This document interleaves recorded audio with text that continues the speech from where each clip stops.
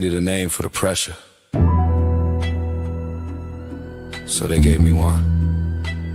Not a man, not a citizen, condition. You don't know what it's like being savage, built in the system designed to damage. They call my breath a threat, my walk a crime, then clock my pulse like I'm out of line. You don't know what it's like being savage, every step monitored, every habit. They made the cage, then blamed the rage, stamped my name on a wanted page. I learned discipline from surveillance, silence sharpened into a weapon. They don't hear words, they hear defiance, so I speak in movement and presence. Papers say free, reality say control. Freedom on loan with an interest hold. You step out the script, they cut the lights. Say act right or forfeit your life.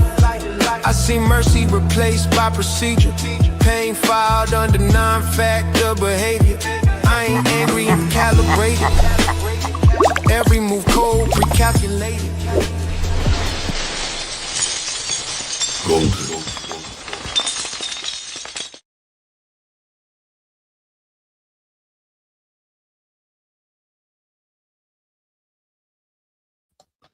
Ladies and gentlemen, welcome to the show. Tonight's episode is emotional intelligence. And we're going to go down and understand how emotional intelligence could make or break you.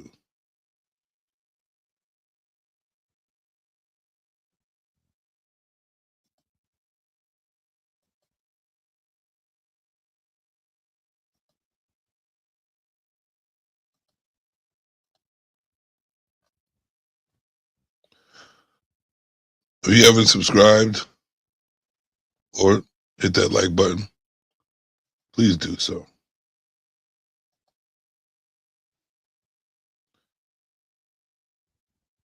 Everyone wants to be emotionally intelligent.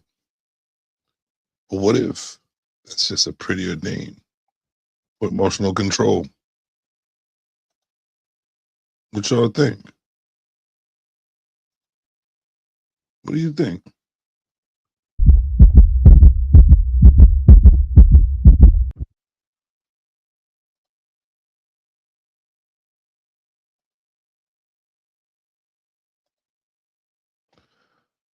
Like I said, if you haven't hit the like or subscribe button, please do so ASAP.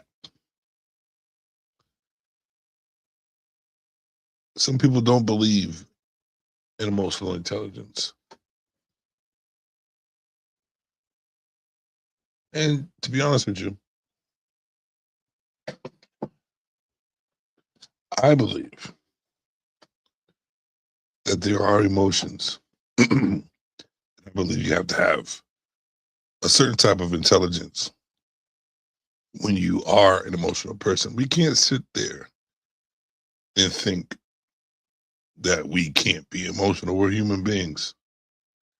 Of course we're going to be emotional. There's things that we don't know, things that we haven't gone through that put us in our feelings, put us in a situation that we do not understand at the time. So it makes us emotional. You have to go through something. You have to go through something to understand what you can go through. And it takes observation to accumulate the intelligence. It takes focus, actually, to accumulate the intelligence to be emotionally intelligent.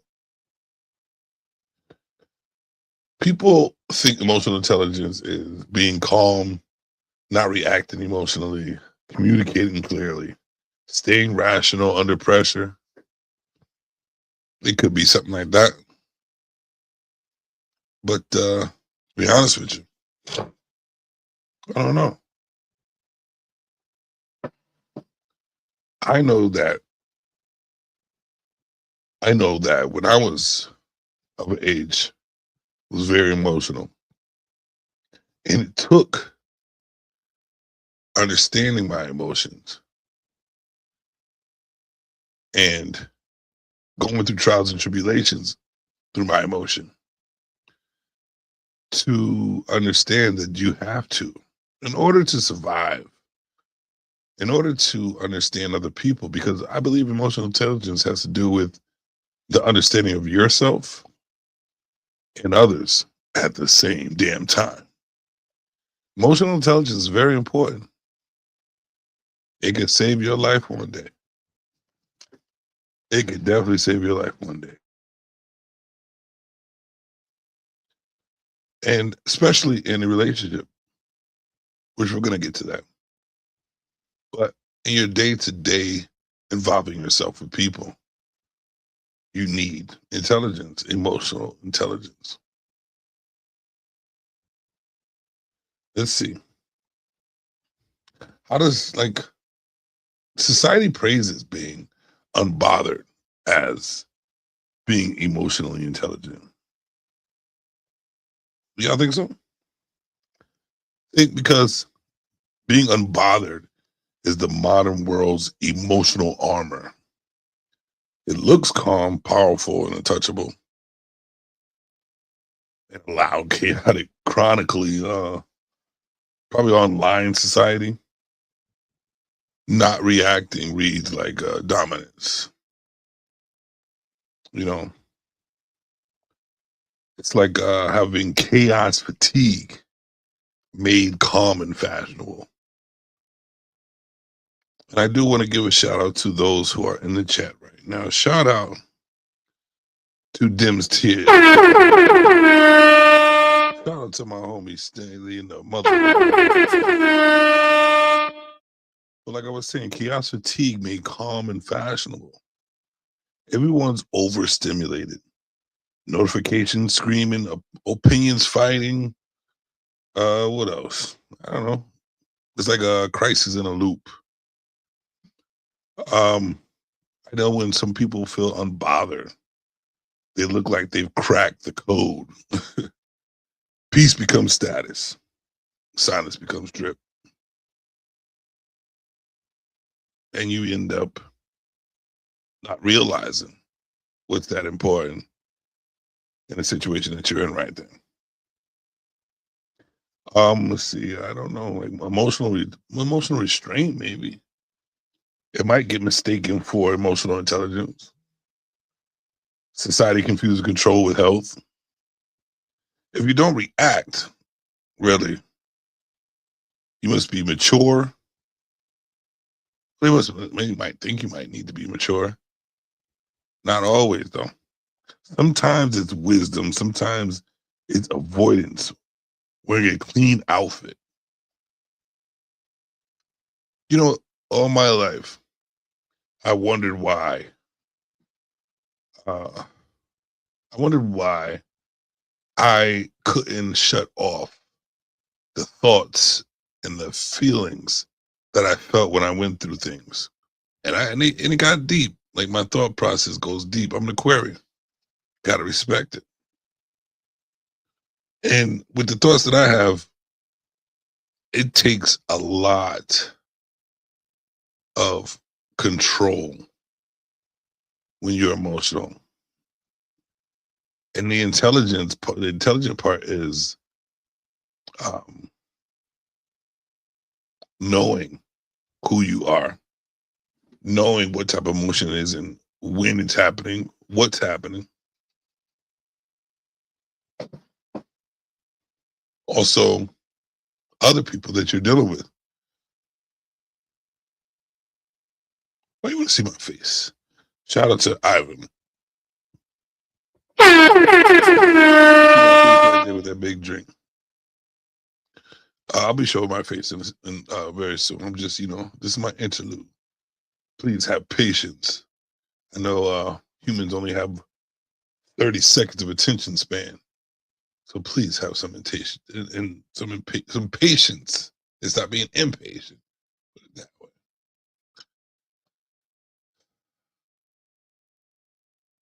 Let's see. Matter of fact, since you're getting bored already with my voice, even though it's the voice of God, I'm going to share a couple of videos about emotional intelligence. Let's see here. Got my girl. Hold on. Let's put her up in there. Let's see. Let me put that up. Go back to the beginning on this one and share this. I'm gonna share this. There we go.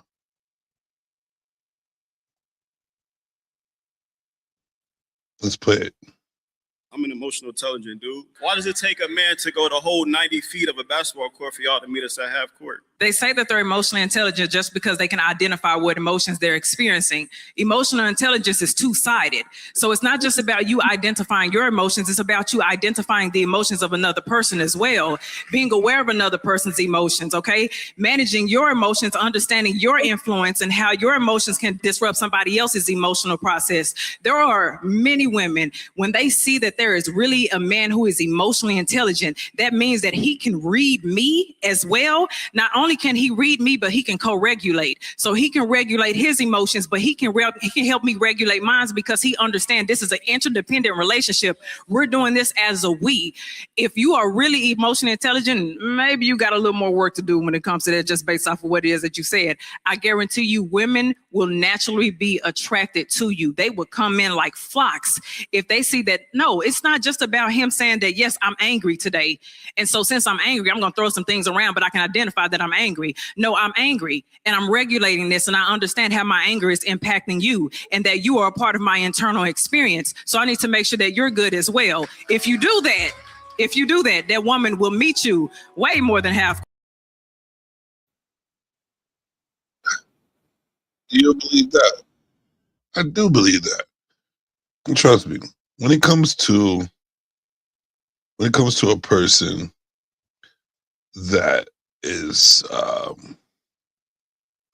that understands himself and understands others, especially when it comes to like the females, when you're able to see an emotion in a female and respond to it correctly and understand it,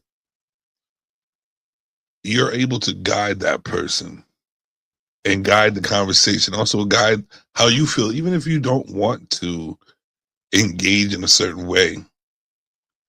It kind of controls the outcome of your situation when you're in it. And as guys, we all know that when it comes to talking to a female, we need to guide and control the outcome. And also, it kind of feels good to know that you can mentally communicate with a female or people in general. Almost like being a sapiosexual, but that's a little bit down a different rabbit hole. But it's always good to have that conversation with yourself and realize that it takes more than just what you think about yourself, and you got to kind of put that selfishness to a side. You understand? Emotional intelligence can become also it can become emotional suppression when used to avoid vulnerability.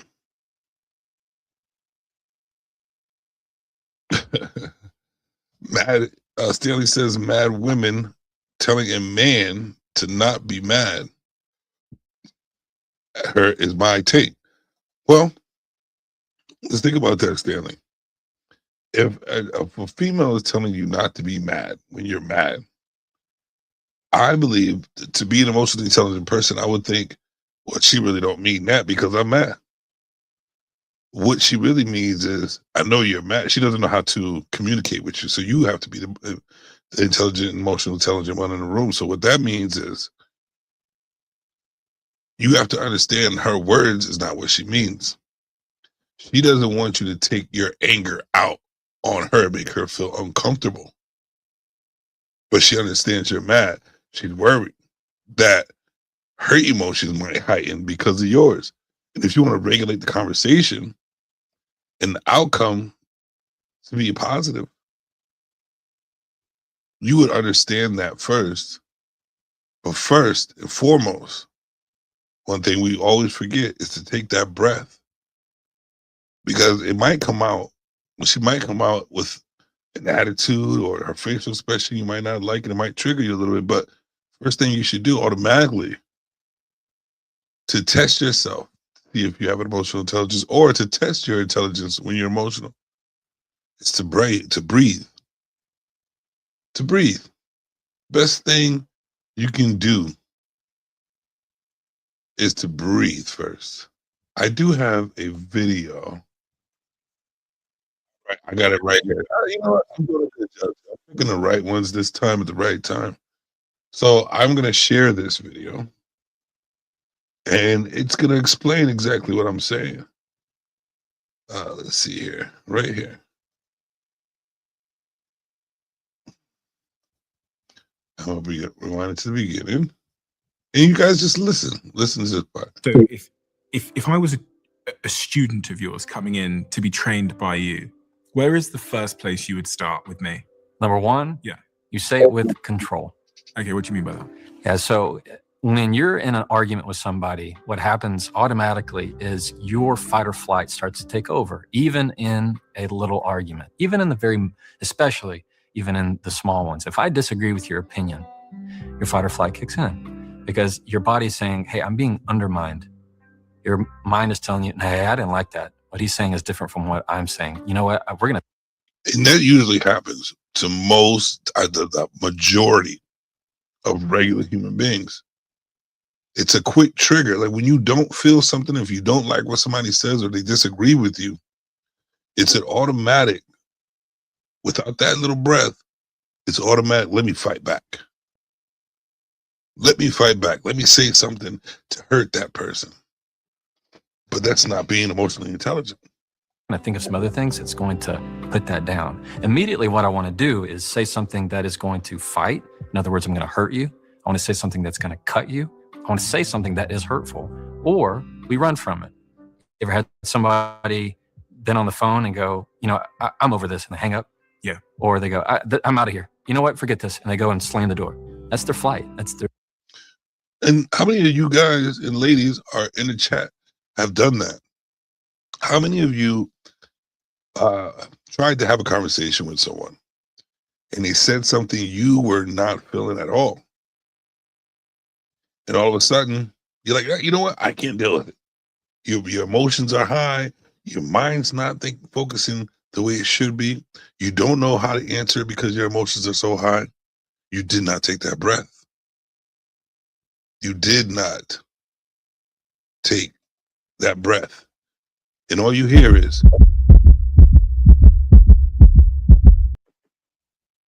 that's all you hear is your heart beating, adrenaline pumping.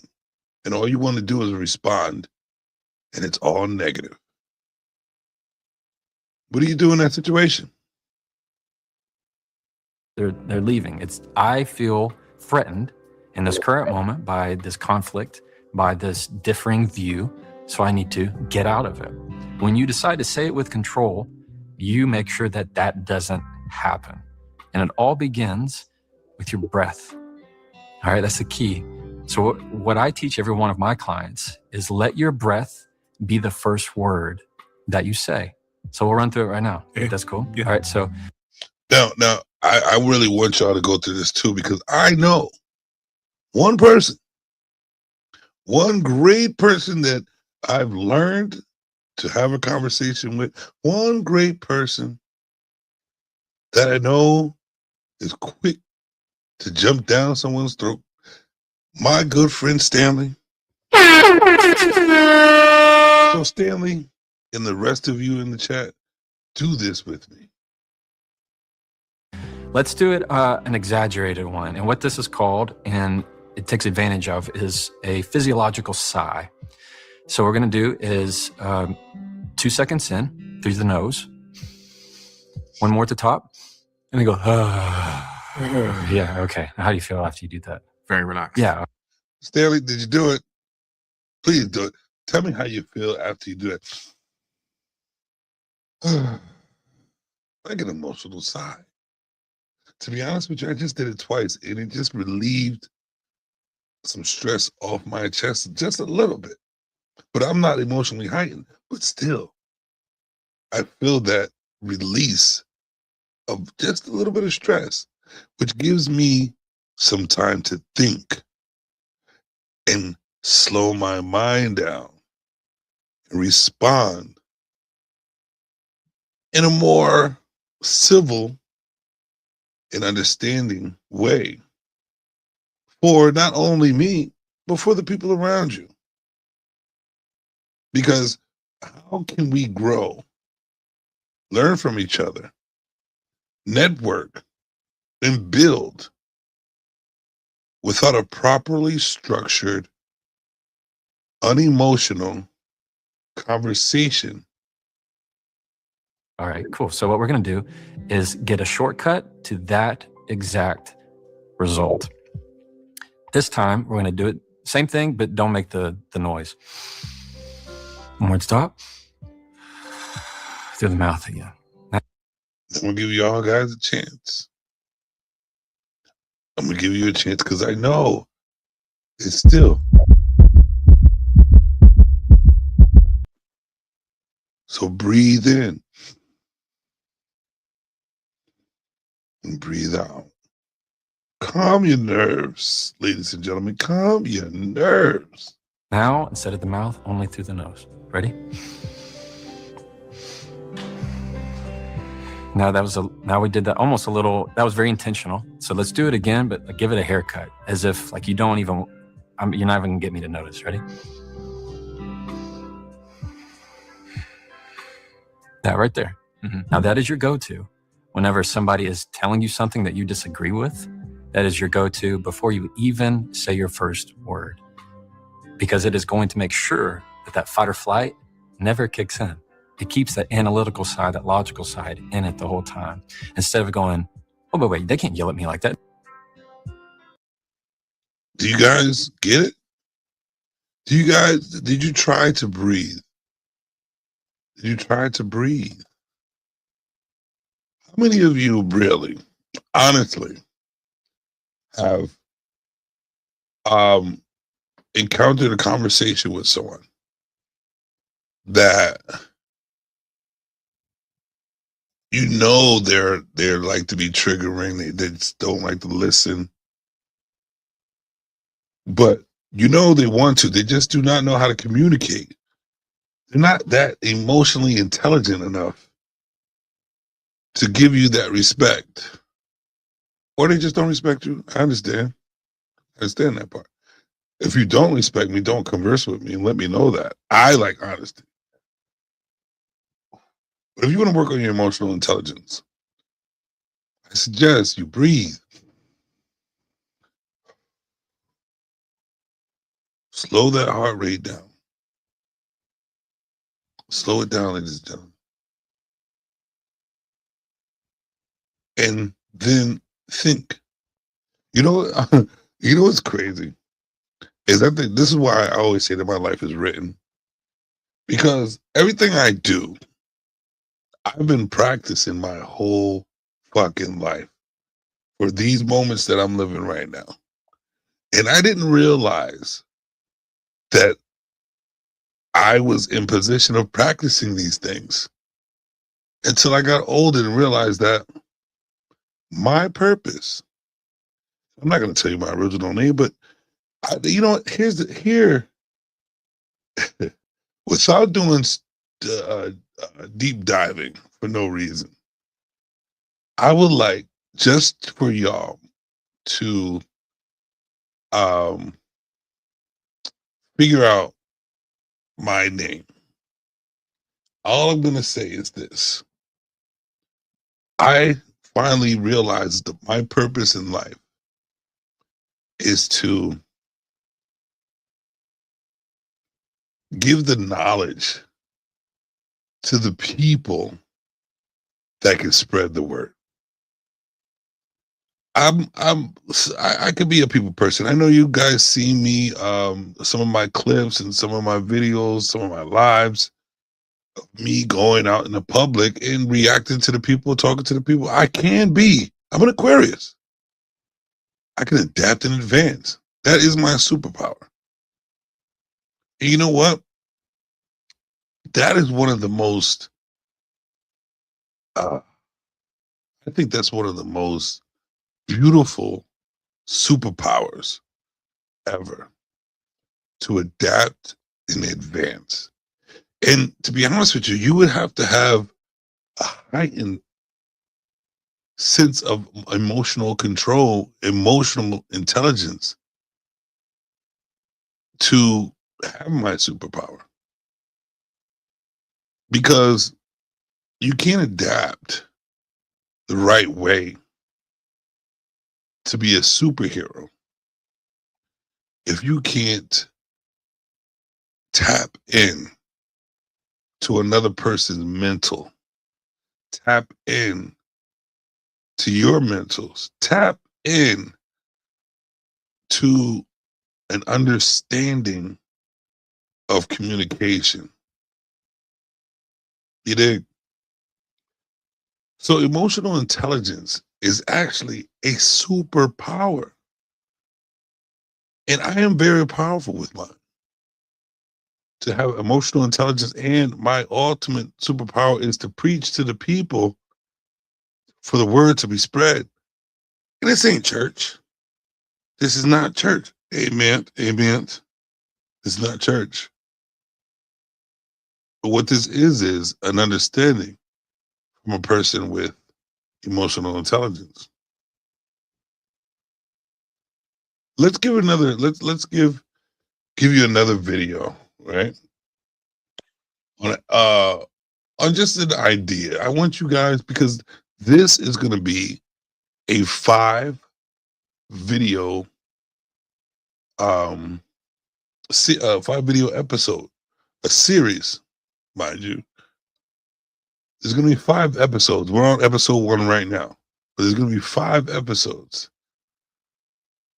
on emotional intelligence every Monday at probably 9. It's going to be between 9 and 11. 9 and 11 o'clock. And you know what? To be honest with you, I want you to understand this. I don't like doing relationship shows anymore like I used to when I first started. I'm not going to say I don't like it. I'm going to say that it just leads down a path of hamster wheeling, bull stuffings, a lot of talk about the semen demons, a lot of hyena talk, and a lot of people who don't have emotional intelligence to have the conversation. You dig? But I'm always willing to cater to the crowd, to the chat, to the people, to the listeners, the viewers, because those are the most important people when it comes to what we do here, the content creators. I am a content creator. I'm also just a creator.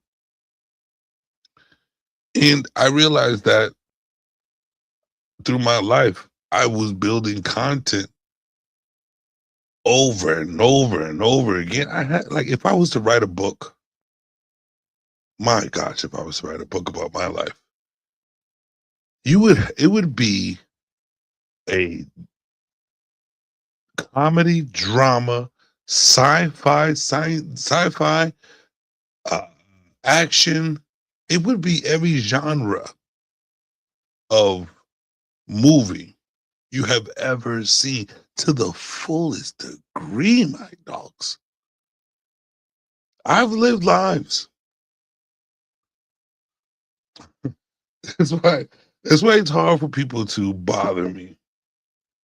Like, and you know what? And back in the day, I don't know, like when I first started, you could go through some of the videos and you see sometimes I'll go out of control a little bit, but I come right back. But it was always kind of like structured.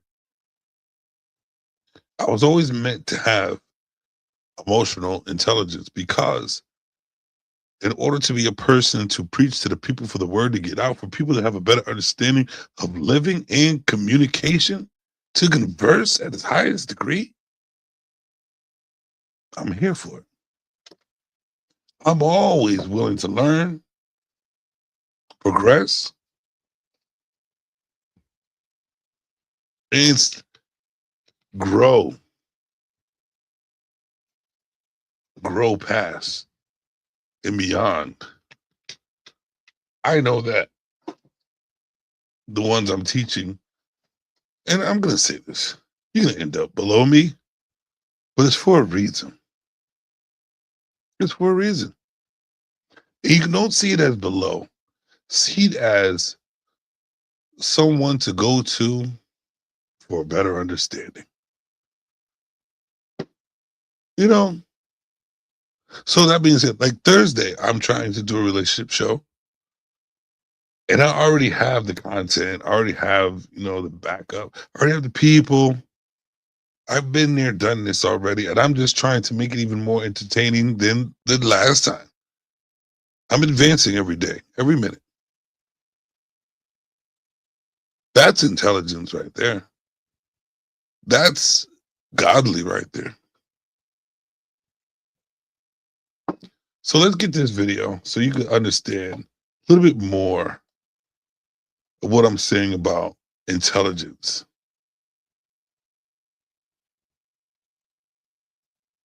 All right. Intelligence means I know what I'm feeling. Emotional intelligence means I know what I'm feeling. I know what you're feeling. I'm regulating my emotions and I'm working with you on yours so that we can make our relationship work and be cohesive. That's what emotional intelligence is all about. Emotional intelligence means I know what I'm feeling. I know what you're feeling. I'm regulating my emotions and I'm working with you on yours so that we can make our relationship work and be cohesive. So exactly what I said. I know how I'm feeling. I know how you're feeling. So I know exactly how to guide this properly. And you know what, to be honest with you, to practice things like this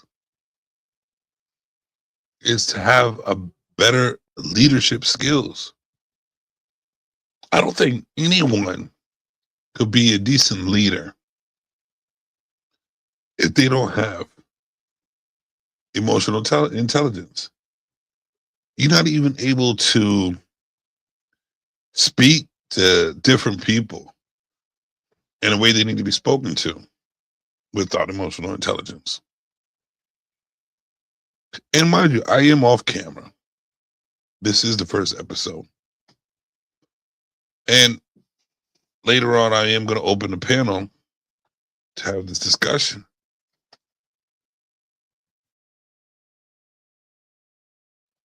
I just don't want you to focus on my face because I'm a beautiful person. Very beautiful person. So I don't want the focus to be on my face, even though it's still up there with a cigar and a drink.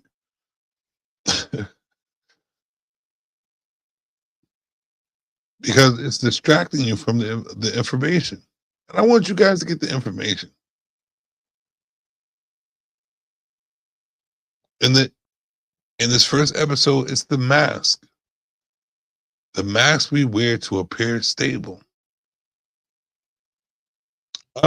Most of you, I pretty much think or believe that most of you hide your emotions. Matter of fact, I believe the majority of human beings in a certain situation, they will hide their emotions. That's a sense of emotional intelligence as well, because you cannot be in a heightened emotional state when it's time to have a logical outcome or a logical response. So we wear this mask we wear to appear stable. And we reward calm behavior. I reward calm behavior because you know what? I don't mean. And if your voice raises when I'm and I will be calm. You won't understand that I'm heated, not unless I let you know. But if you raise your voice to me in a emotional, uncontrolled manner, you're just telling me that you want to be deleted today or mangled, pulled apart. I'm just playing. I am a big tough guy, but I'm just saying I'm old now. I don't do things that way. But what I'm saying is you're looking for a response that is negative instead of taking that breath that we talked about earlier through the nose, out through the mouth and nose at the same time. And then have that thought to respond. We can go to all these panels. Come on, guys. We could go through all these panels and you only see a limited few. And even with the limited few, you could pull the beast out of them.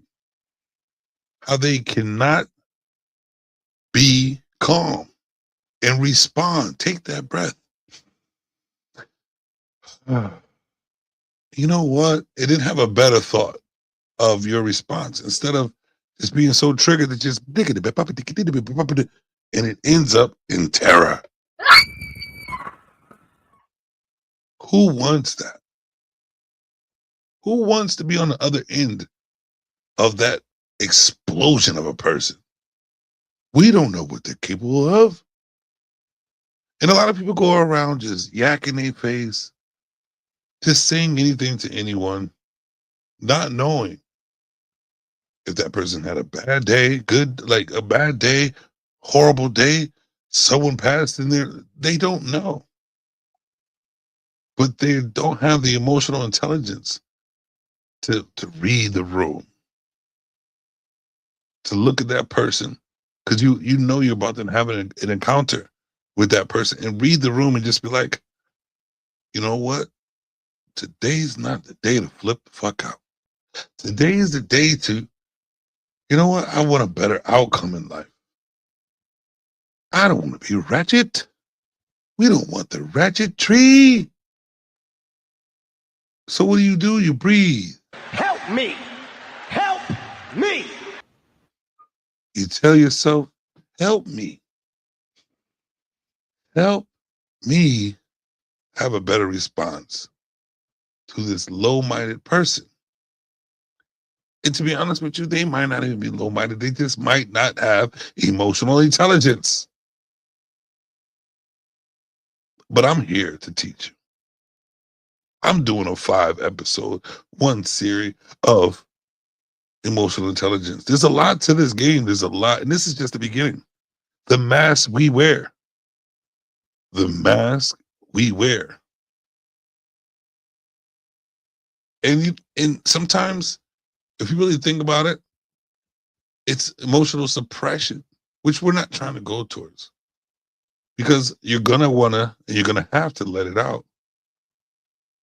The danger of never being seen emotionally is like a volcano. It's like a volcano waiting to erupt.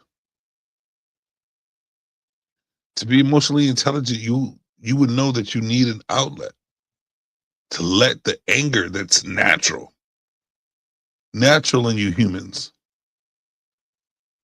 It's natural to be angry. It's natural to be sad. It's natural to be anxious. It's natural. But you know what's not good for you? It's not to be emotionally intelligent. It's to have uncontrolled emotions. And you know, as a man, I know how it is out there. It's hard. But it's not. Because as a man, all through our lives, we are forced to control our emotions Because what happens when we don't? Deletions after deletions. Uncontrolled relationships. Violence.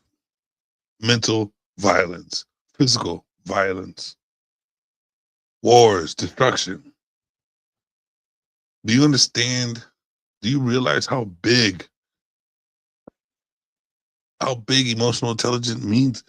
Do you ask ChatGPT? Ask, what is the most important thing for humans to survive as one in the future? What would be the one thing that you would want a human to have for a better future? And I guarantee he's going to say something like emotional intelligence. You're going to need emotional intelligence to even have a decent conversation. And I want to give a shout out to Candy Cane Lane. In the motherfucking building. How you doing? I appreciate you.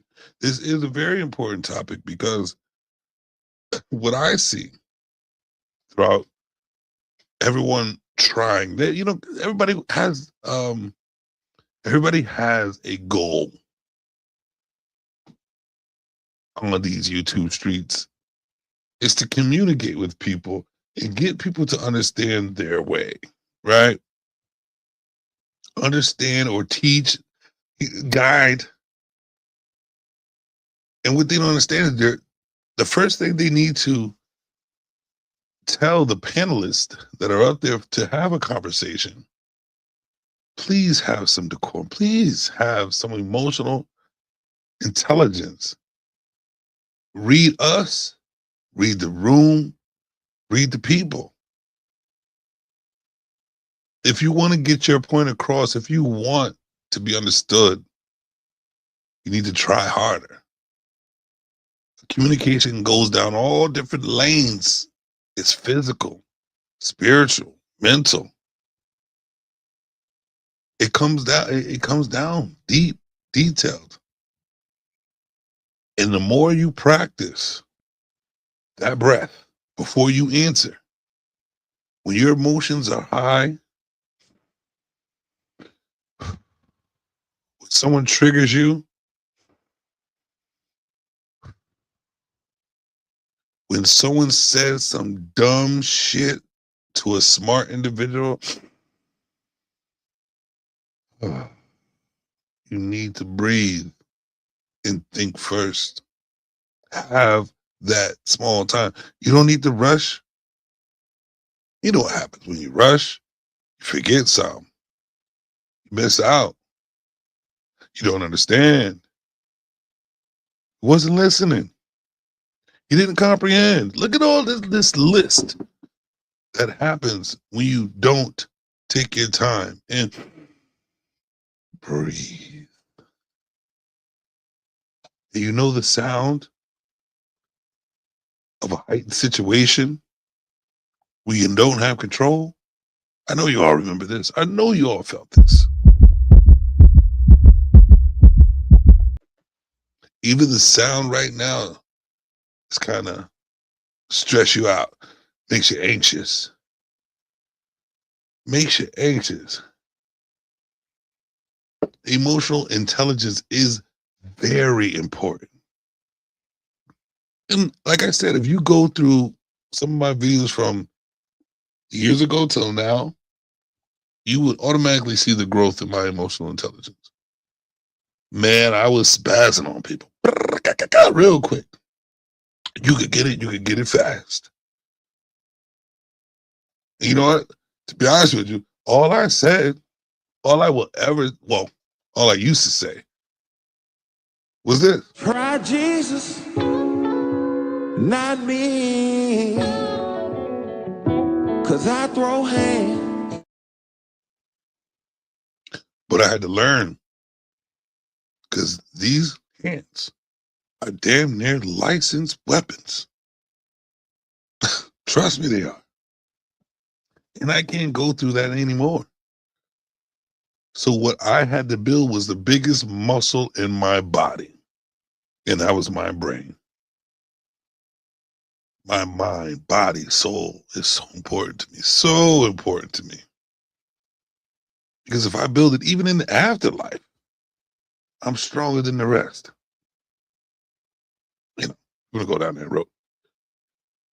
But what I'm saying to all those people out there who are really out here in these panels trying to have that conversation, trying to be understood, trying to get their point across, practice your emotional control, emotional intelligence.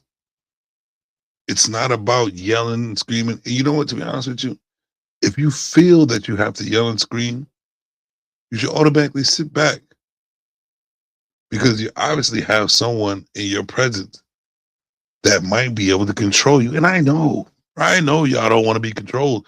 That's in human form. Pride. All this stops you from wanting to have the conversation because you don't want to be controlled. But guess what? If you allow that person to say what they say, do what they do, and it changes your emotions, it changes the way you respond normally. They control you. You lack emotional intelligence. That's what you don't understand. You lack emotional intelligence when you let someone that you know is not supposed to change your outcome, supposed to change your emotion. You know, they don't even know you. We on YouTube, they don't know you. But you're allowing their simple-minded words to trigger you, where you can't even have a conversation, where you don't even realize you're on camera looking like an idiot. Come on. Go back and watch yourself. That's what people need. I don't even do it no more to watch myself. I have that much control. And I know even when I get twisted, it doesn't matter. I have that control. I can explain it. I can talk about it. I can be called names. I can be made fun of. I'll make fun of myself. I'm in tune with me. Let me share this.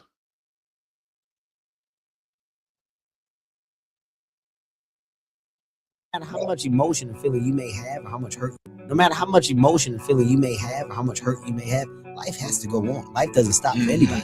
So if you don't process that and understand that, you're stuck in whatever time period you got hurt forever. Forever. Yes, sir. Yes, sir. Forever. It's kind of called bitter. That's how you become bitter. You don't know how to control yourself.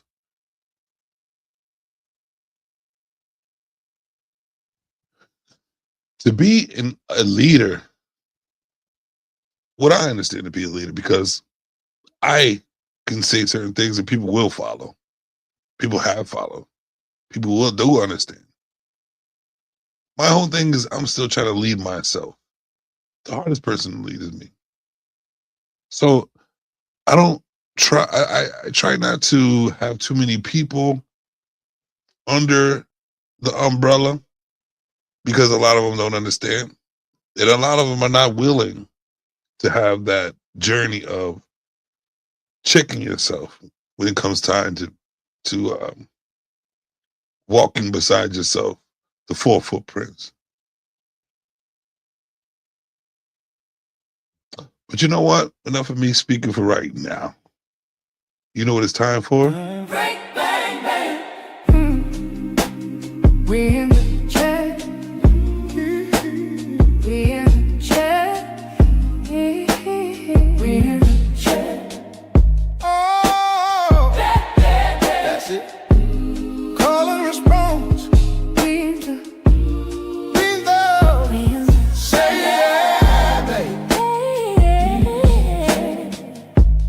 Say it like you mean it. Bang, bang, bang.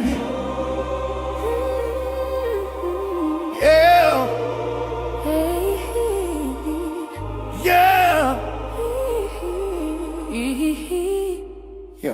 there, stay right there. We in the chat. Yeah. We in the chat. Yeah. We in the chat. One more time. We in the chat. We in the chat. Man. Shout out to Niders. Shout out to Niders. Now we in the chat. Just want to give all the shout outs again and again. Dim's Tears. Rodriguez.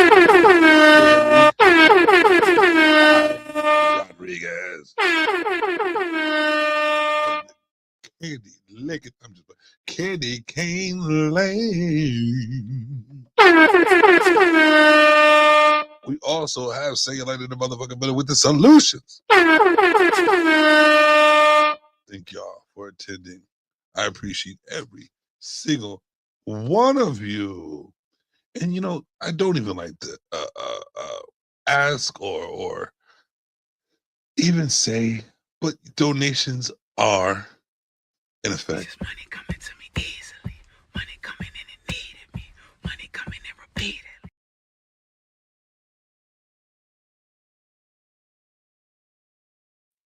That affirmation I like to play all the time. Because you know what? Money don't come easy. But I wanted to. So I put that affirmation out every video, just in case someone wants to donate to the cause. And if the cause is what you need to know, it's Security Strong. $ Security Strong. If you want to donate to the Coffee Creamery Fund, because I like my coffee in the morning. French vanilla is what they call it. Coffee Creamery Fund. Just letting y'all know. $ Security Strong. So back to the emotional intelligence. Are you out there, Stanley? I know you are.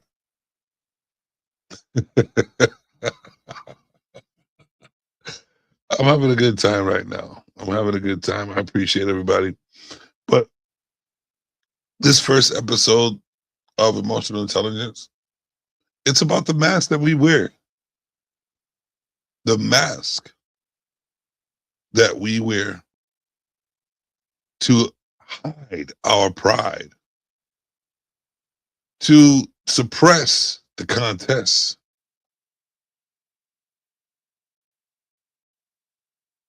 Is it really emotional intelligence or emotional control? Are we trying to control ourselves? Or are we even trying to control ourselves? Because, to be honest with you,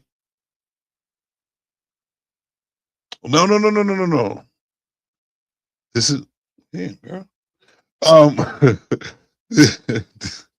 This is not the response to the debate, but it could be something that relates to it. Because if I was to pull up the debate right now, we could pinpoint and pick out a couple of situations or parts of the conversation where if there was some emotional intelligence, it would not end up in talking over, misunderstanding. It would be more understanding, more agreeing, actually. Because to be honest with you, when I just wanted the conversation. To be honest with you, it wasn't really a debate. It was not really a debate. It was a conversation that I wanted to have, because if people were to go back to the original video of when this started, Stanley, I know you know the link. If you can put that in the chat. I appreciate you. And if someone could teach me how to, how do you make someone a wrench holder? If you can tell me that, then please let me know, so I can give my wrenches out to whom deserved. But like I was saying, if there was, and no jab at anyone who was part of the conversation. What it is just an understanding, just words let loose from my lips for understanding that nobody knows each other to be to even have some animosity towards another. And I understand that people trigger people, but aren't we supposed to advance as an advanced being, especially when it comes to conversing? Communications actually is one of the most important thing for us to survive in life. For you to even know how to survive, there has to be a certain type of communication. Right click on their name, huh? Right click on their name. And then what's the next step, darling? Sorry. All right, I'll wait for you to finish the rest of the directions. Add as bond. Let me see. Right click on their name. Did me in the chat. See, we in the chat right now.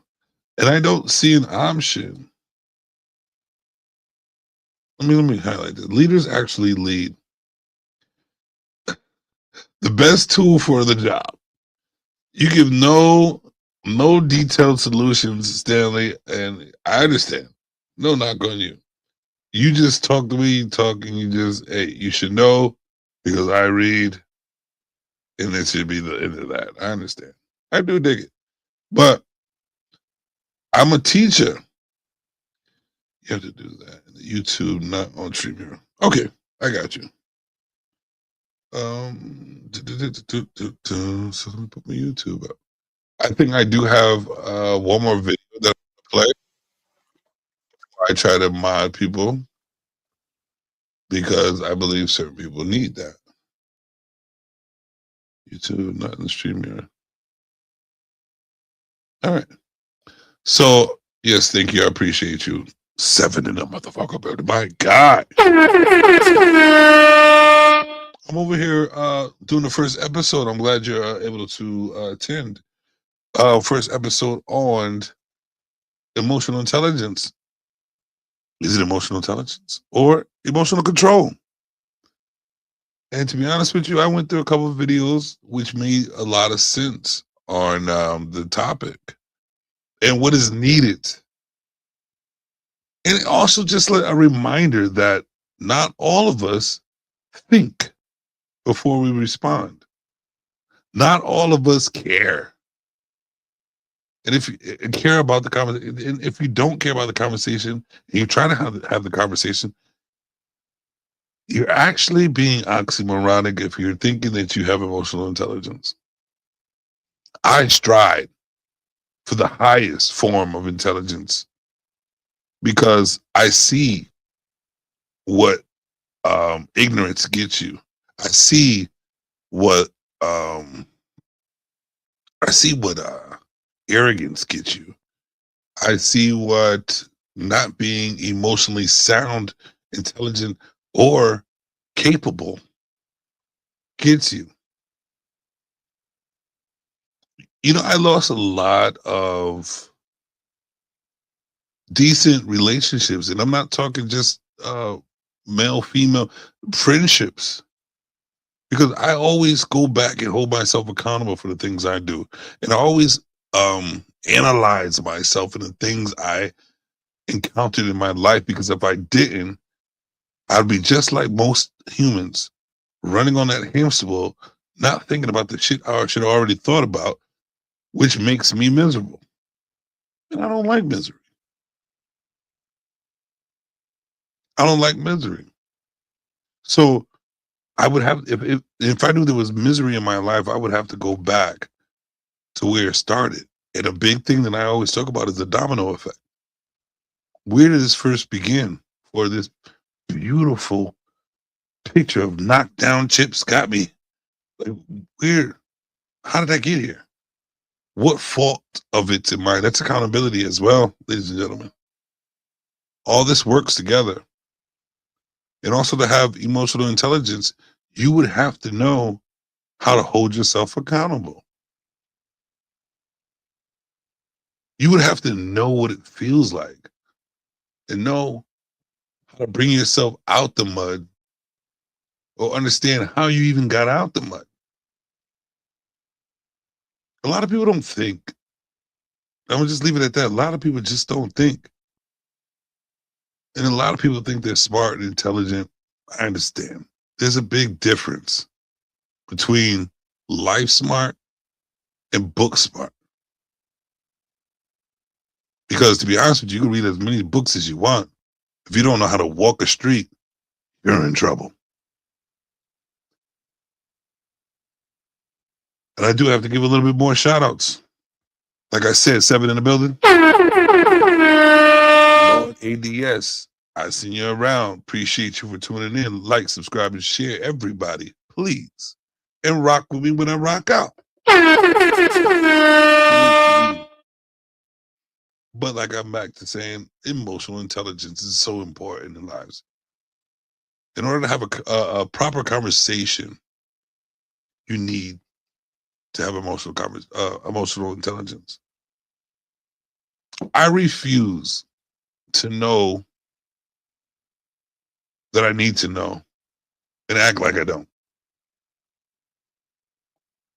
If you understand what I just said, put a 1 in the chat. If you can understand what I just said, I refuse to not to know and act like I don't know. When you should know. I know I said a little different, but it means the same fucking thing. You know, work with me, people.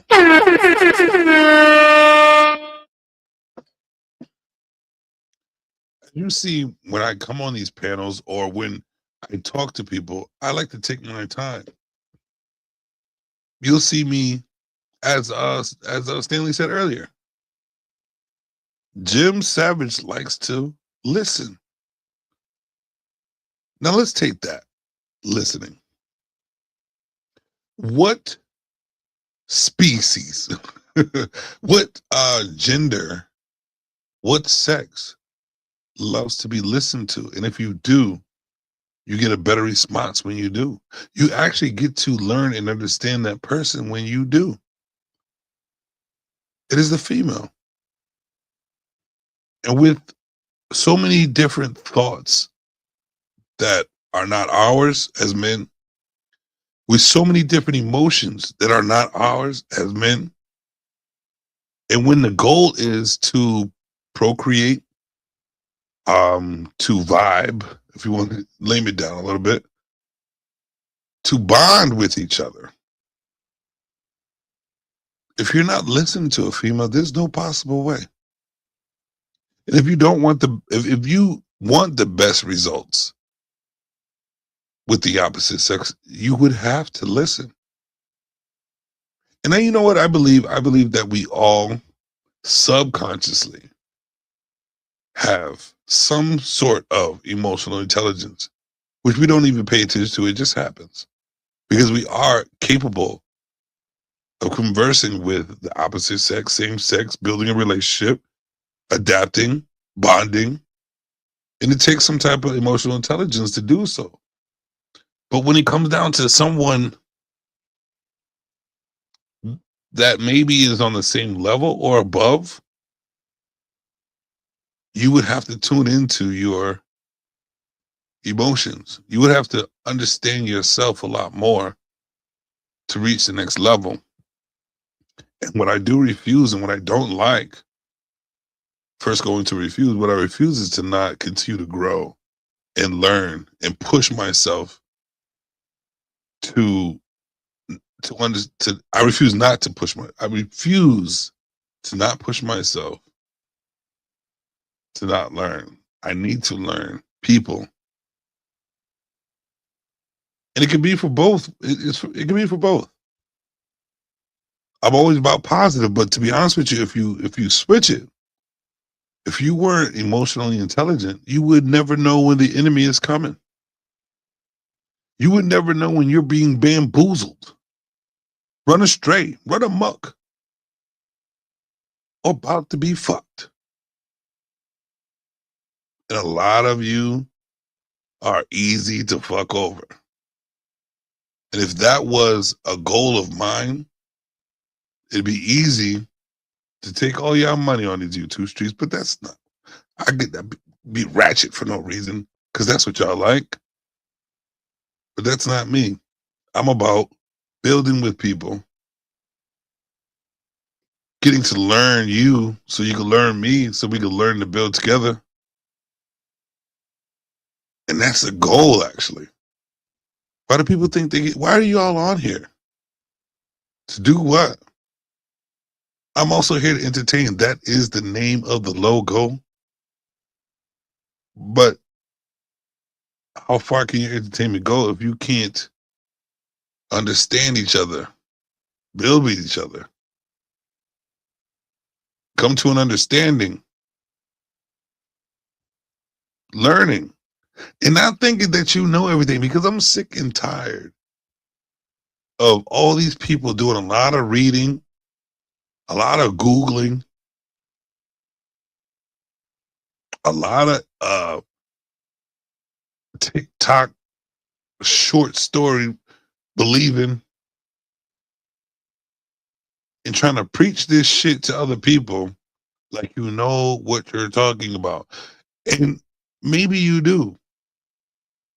But when you close your mind to another person's point of view or perspective, which could build something bigger than what you think you got, then you're not ready for these streets. You're not ready to grow. You're not ready to converse. You're not ready to understand people. And you should sit your ass on a certain side of these streets. Not around here. Not around here. Because I'm about learning, building with each other, and I'm all about learning. I will be silent. Just like y'all said, or Stanley said, I like to listen. And the more I listen, the more I can understand who you really are. I'm one of the best securities out there. I've been doing this for years. And the reason why is because I pay attention. I stop to breathe instead of just jumping on a response. Try seeing a fire and just jumping on the shit without thinking that it can't burn you. Too late by then. Like, think about shit like that. Think about that shit. Do I have another video? Yes. The last video I'm going to play is probably one of the most important, because it's showing you kind of the gray area of intelligence and emotion, where it could be either something you strive from or something you could fail from. Because to be honest with you, it can happen. It can definitely happen. So let me go to share the screen and show my last video. Let's see here. I wanted to play, there we go. Make it a lot bigger. There we go. And I'm gonna share this full screen for you, ladies and gentlemen. Let's get it. The last video. All right. The world never plays fair. No matter how honest you are, someone will betray you. No matter how skilled you become, someone less qualified will take your spot. That's reality. But those who understand this reality, they survive. And those who survive, they rule. This is a power you can't see, but everyone feels it. That's one of the most important things. I'm sorry to stop it. But to understand reality is actually a quicker way to becoming a better, it's quick to become a person that has the capability to adapt and advance with anything. Once you understand reality, you'll understand where your place is. Each time it's time for you to be placed. You'll understand your response shouldn't be the response it used to be. Your mind is not going to be the same once you learn what reality is and how reality does not change unless you change yourself. But then reality is still reality. Understand that the shit that happened, it happened. It's going to happen. And understand that you are part of the reality. You have to take full accountability of your decisions, your words, your choices. How you didn't allow your mind to grow to the point where your choices are still the same. And that's when reality really hits you harder than it should. Because you weren't able to, you didn't take the time to, put it that way, to build your self-control of your emotions and your intellect on how to converse with people due to heightened emotions. I think it's time for us to stop thinking mediocre. I think it's time for you to understand what type of being you really are and what you're capable of doing. Subconsciously, you're a fucking god. And you don't even know it. But think about being conscious and knowing what you're capable of doing. That's godly. And everybody keeps thinking that you have to look for, you're not going to see that outside source of a God until you realize the God within yourself. It takes some time. It takes some science. It takes some observation of you. And at the same time, observation of another person. Controlling emotional intelligence for you to understand two feelings of two different people at the same time, for you to make a decision to just have a different conversation for a better outcome. This is dark intelligence. Dark intelligence is born when people get betrayed, humiliated, and defeated. Others break down, but you build strength from that pain. It's the kind of intelligence that listens, watches, stays quiet, and strikes at the perfect moment. While others argue, you gather information. While they get angry, you calculate. While they drown in emotions, you plan the future. Most people play checkers. You're about to learn how to play chess. But before we dive deep, let me be crystal clear. This knowledge is for protection, not destruction. And like I said before this started, you would have to have a mindset for positivity.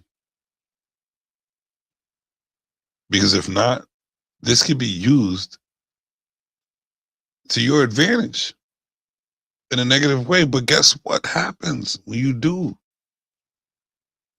Stop thinking that karma ain't real. Your choices. You don't understand, like, this world is so,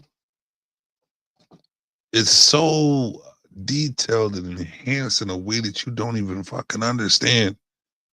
Everybody keeps thinking that they are the center, thinking they are the center of the universe,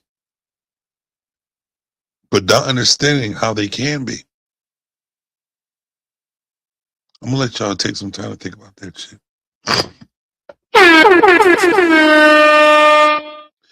The world is yours, and You can make it as you will. But you got to understand reality. You got to understand control. You got to understand words. You got to understand people. All this shit happens at the same damn time in a millisecond. Your thoughts aren't that random. Use it to defend yourself, not to hurt innocent people. The goal is to understand the game, not to become the villain. Today, you'll discover the 8 psychological traits that separate survivors from victims, leaders from followers, winners from losers. Now, I want you to drop this affirmation in the comments. I choose to be strategically intelligent, not emotionally reactive. And do y'all understand the difference between those two? Think about that. Write that down. Wake up in the morning and read that shit again. What was just said. Change your mind. Change how normal you think. Because you can. Keep throwing that knowledge in your face and your body will work for you. Your mind will work for you. And yes, you're absolutely right, Nadish. Most people are mediocre because that's where they want to stay. And to be honest with you, most don't know how to be more than that. Even with nothing, you could be above being mediocre. Just with an understanding of your mind and reality and how life really works. A lot of people argue with me because they think I go down a rabbit hole when I don't even really go down a rabbit hole. I see this is ebonic. So what I do is I'll throw a shoe in the rabbit hole and see if you know where that shoe gonna end up, or if you remember what it looked like. You got to go down the rabbit hole. You have to come to an understanding. You got to have that. You got to see that domino effect. Where did this start? You don't even realize. You don't even know why. You don't even question why you're even here. But you want to argue with motherfuckers about some shit that you read in the book. You don't even open your mind to possibilities that are showing their face and right in front of you that is possible. Because you're so you're so warped in your mind to be taught just one thing that you're stuck. And that's why, like Nida said, most humans are mediocre. That shit sounds like a fucked up milkshake. Now let's unlock the secrets that powerful people don't want you to know. Number 1, calculated opacity. You're never completely clear about your intentions. You show only what's necessary. When people know half the story, they fill in the blanks with their imagination. And that imagination, it controls them. Machiavelli once said, "Everyone sees what you appear to be. Few experience what you really are." Now y'all take some time to think about right there. Because you don't even realize what people look at you. The way you see yourself ain't even close to the way another person sees you. Man, the thoughts I used to have back in the day, where I thought that my thoughts were other people's. Like I thought they looked at me the way I looked at myself.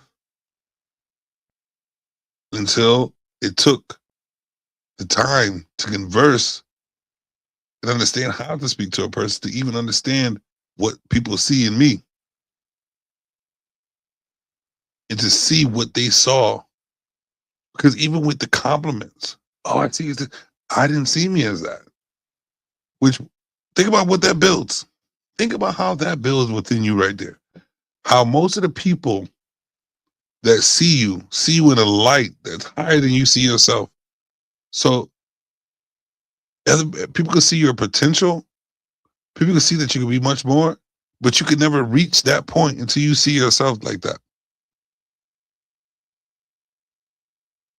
Emotional intelligence. Think about the most intriguing people you know. They never tell you everything. They leave gaps in their stories. They answer questions with questions. They smile when you expect them to explain.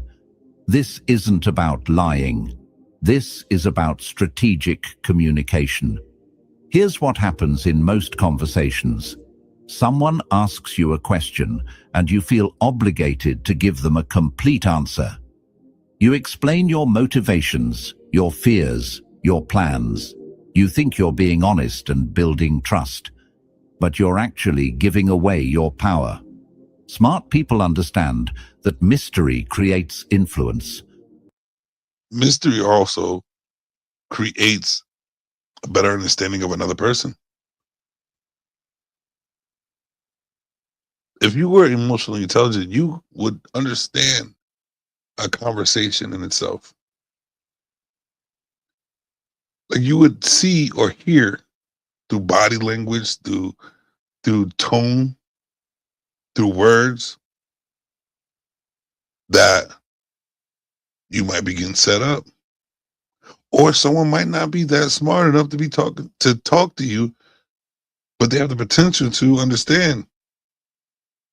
But you probably don't have the intelligence to even understand that, for you to even have the conversation with that person, which could be a network of building to a point where this is the path you should be taking. People don't even take the right paths because they miss the opportunity to understand. Especially when it gets emotional. And even if it does get emotional, you're an emotional person, and you're holding on to some type of past emotion, which is not understood yet, you could potentially miss out on the opportunity to grow on a path that you should be growing on. You might make it to the same goal, but on a path that's so hard that you might not think you can make it. Which, if you're not strong enough, you might give up. Now imagine critiquing your mind, bettering your mental capacity of understanding feelings, other people's feelings, yours, emotions, to tap into other people's minds while you're having a conversation, which is easy to do as a human, because if we were all on the same page, we wouldn't even have to talk. We would be on the next level of telepathy, maybe. That's why we got deja vu. That's why we got pimps.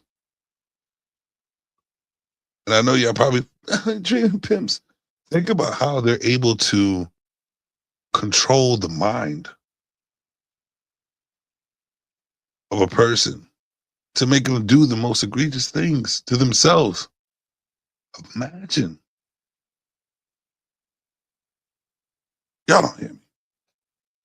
Y'all don't hear me. When you don't reveal everything, people become curious. Curiosity leads to interest. Interest leads to respect, and respect leads to influence. Let's say someone asks about your weekend plans. Most people say, "Oh, I'm just staying home, maybe watching some movies." That's complete transparency, but it's also completely forgettable. Instead, you could say, "I have something important to take care of." Then change the subject. Notice the difference? The first answer makes you predictable. The second answer makes you interesting. This doesn't mean being rude or secretive about everything. It means being selective about what you share and when you share it. How many of y'all shared some information, trusting without observation, shared information that was used against you later on because someone was very emotional and you didn't understand you shouldn't trust that person in the first place, or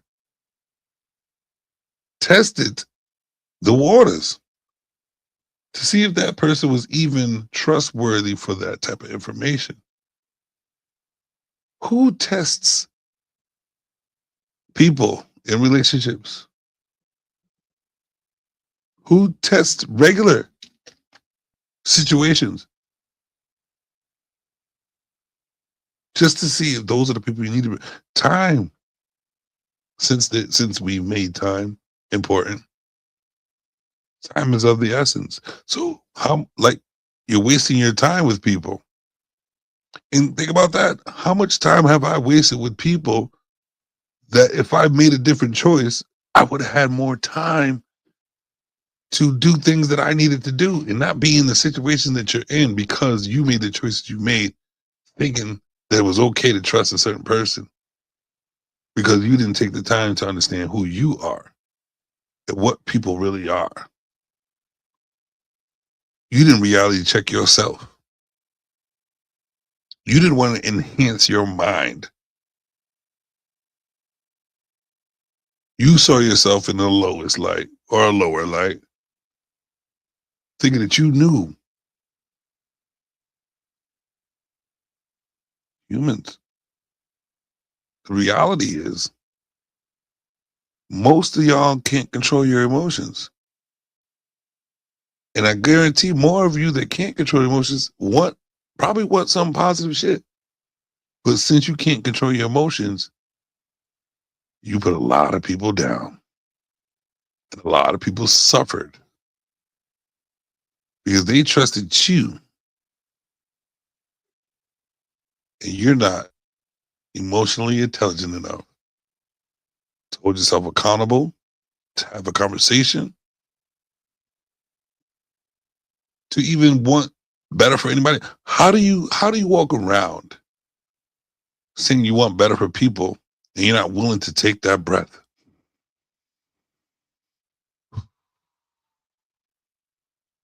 For all of us to live a better day. I said live because any word could trigger you to do something that could get rid of somebody. And we see it all the time.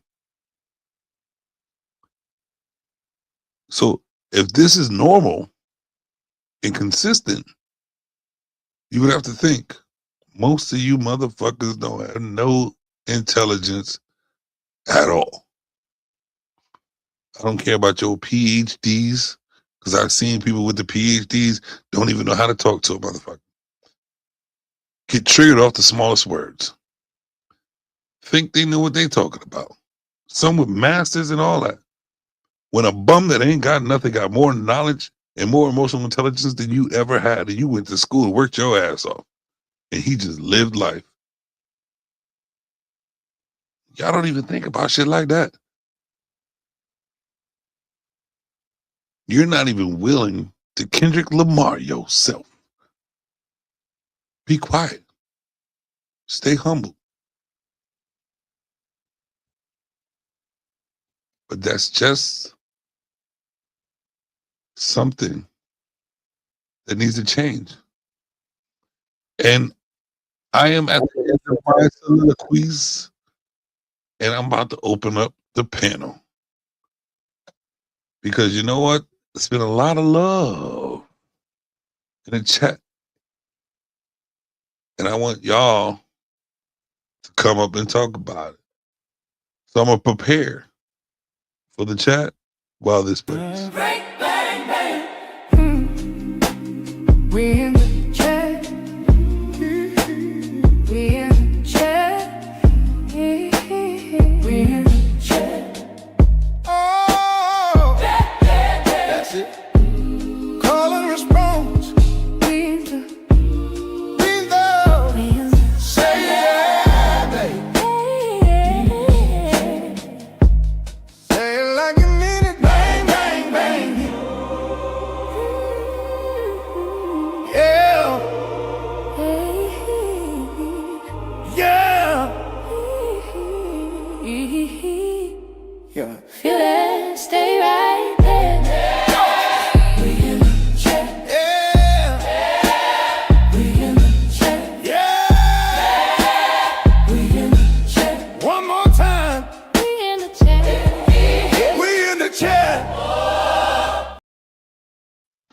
Yes, we in the chat. What's going on, ladies and gentlemen? We here. We here. And the panel is open. The link is in the chat. So you want to come up and chop it up with me? Practice. Because I can bring Stanley up.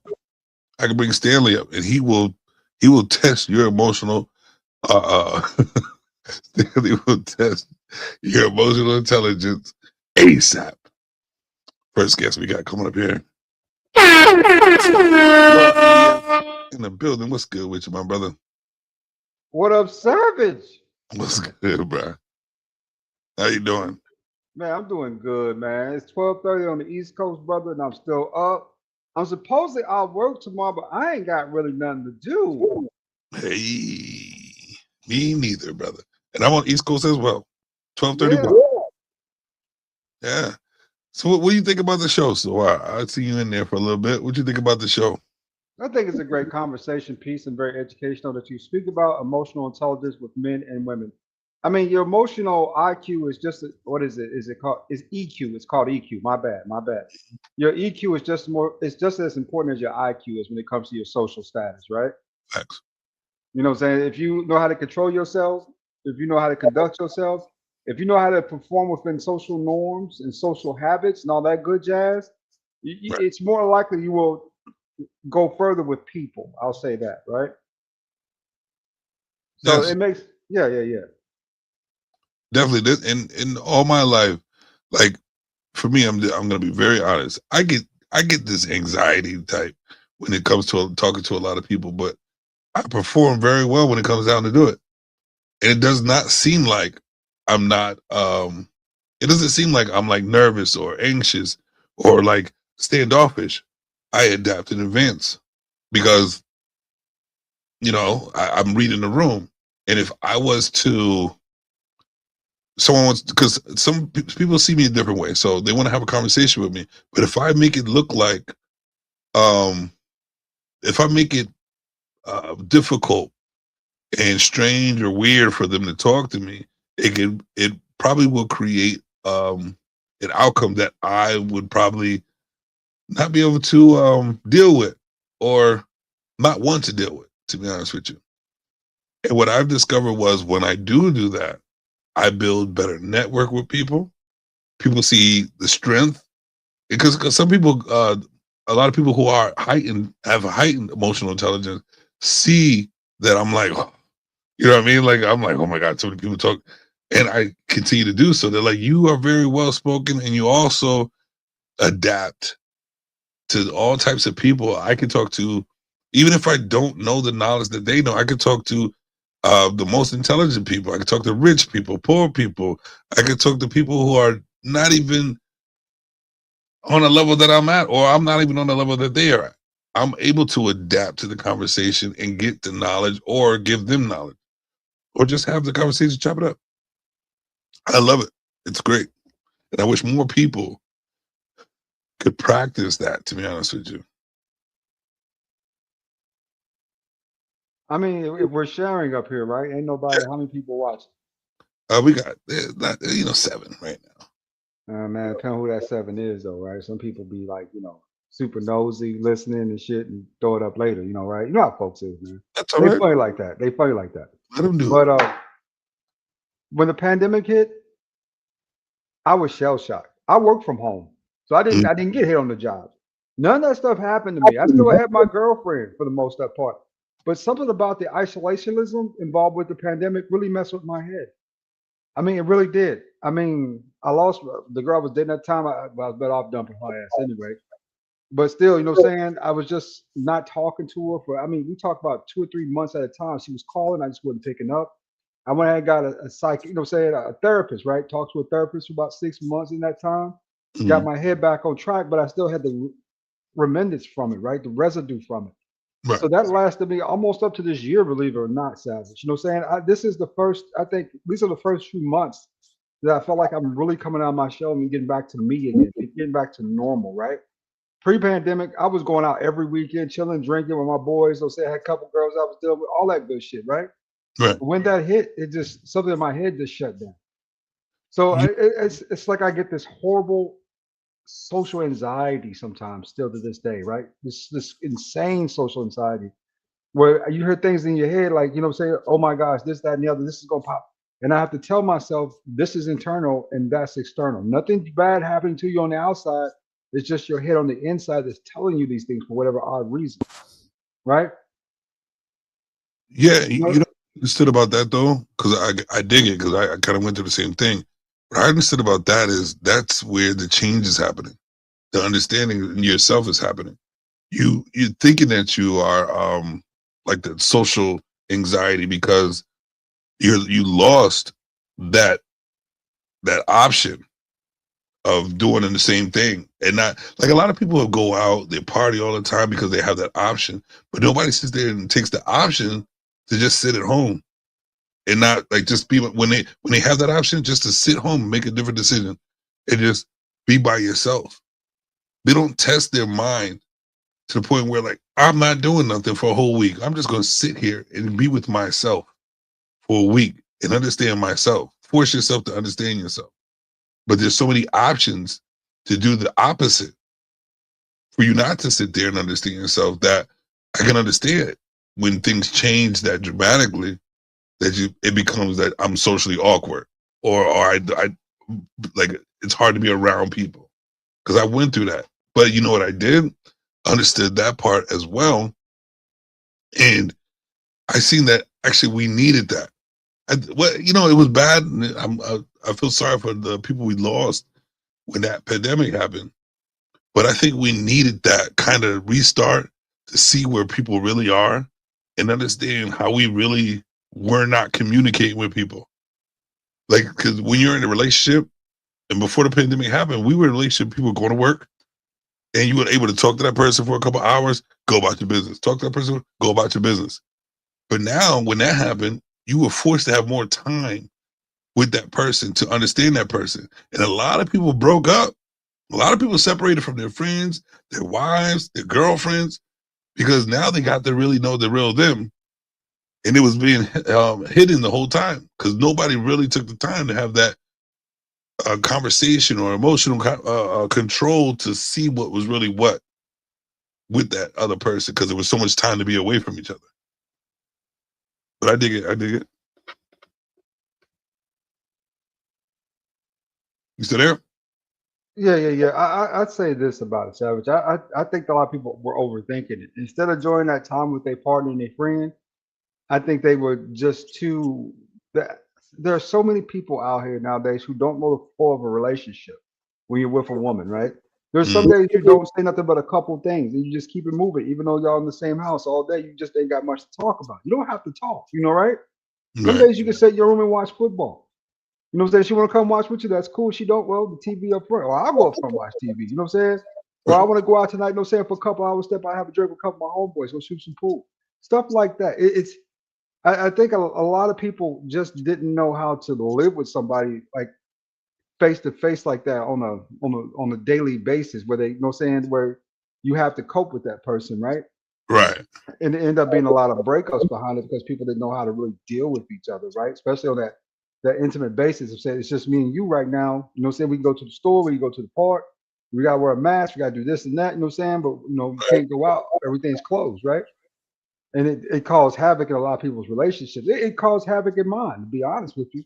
I was so you got a point. I was so used to going out all the time and just you deal with your girlfriend in the morning. You know what I'm saying? You deal with her at night. When you get back home from the club, she's in bed.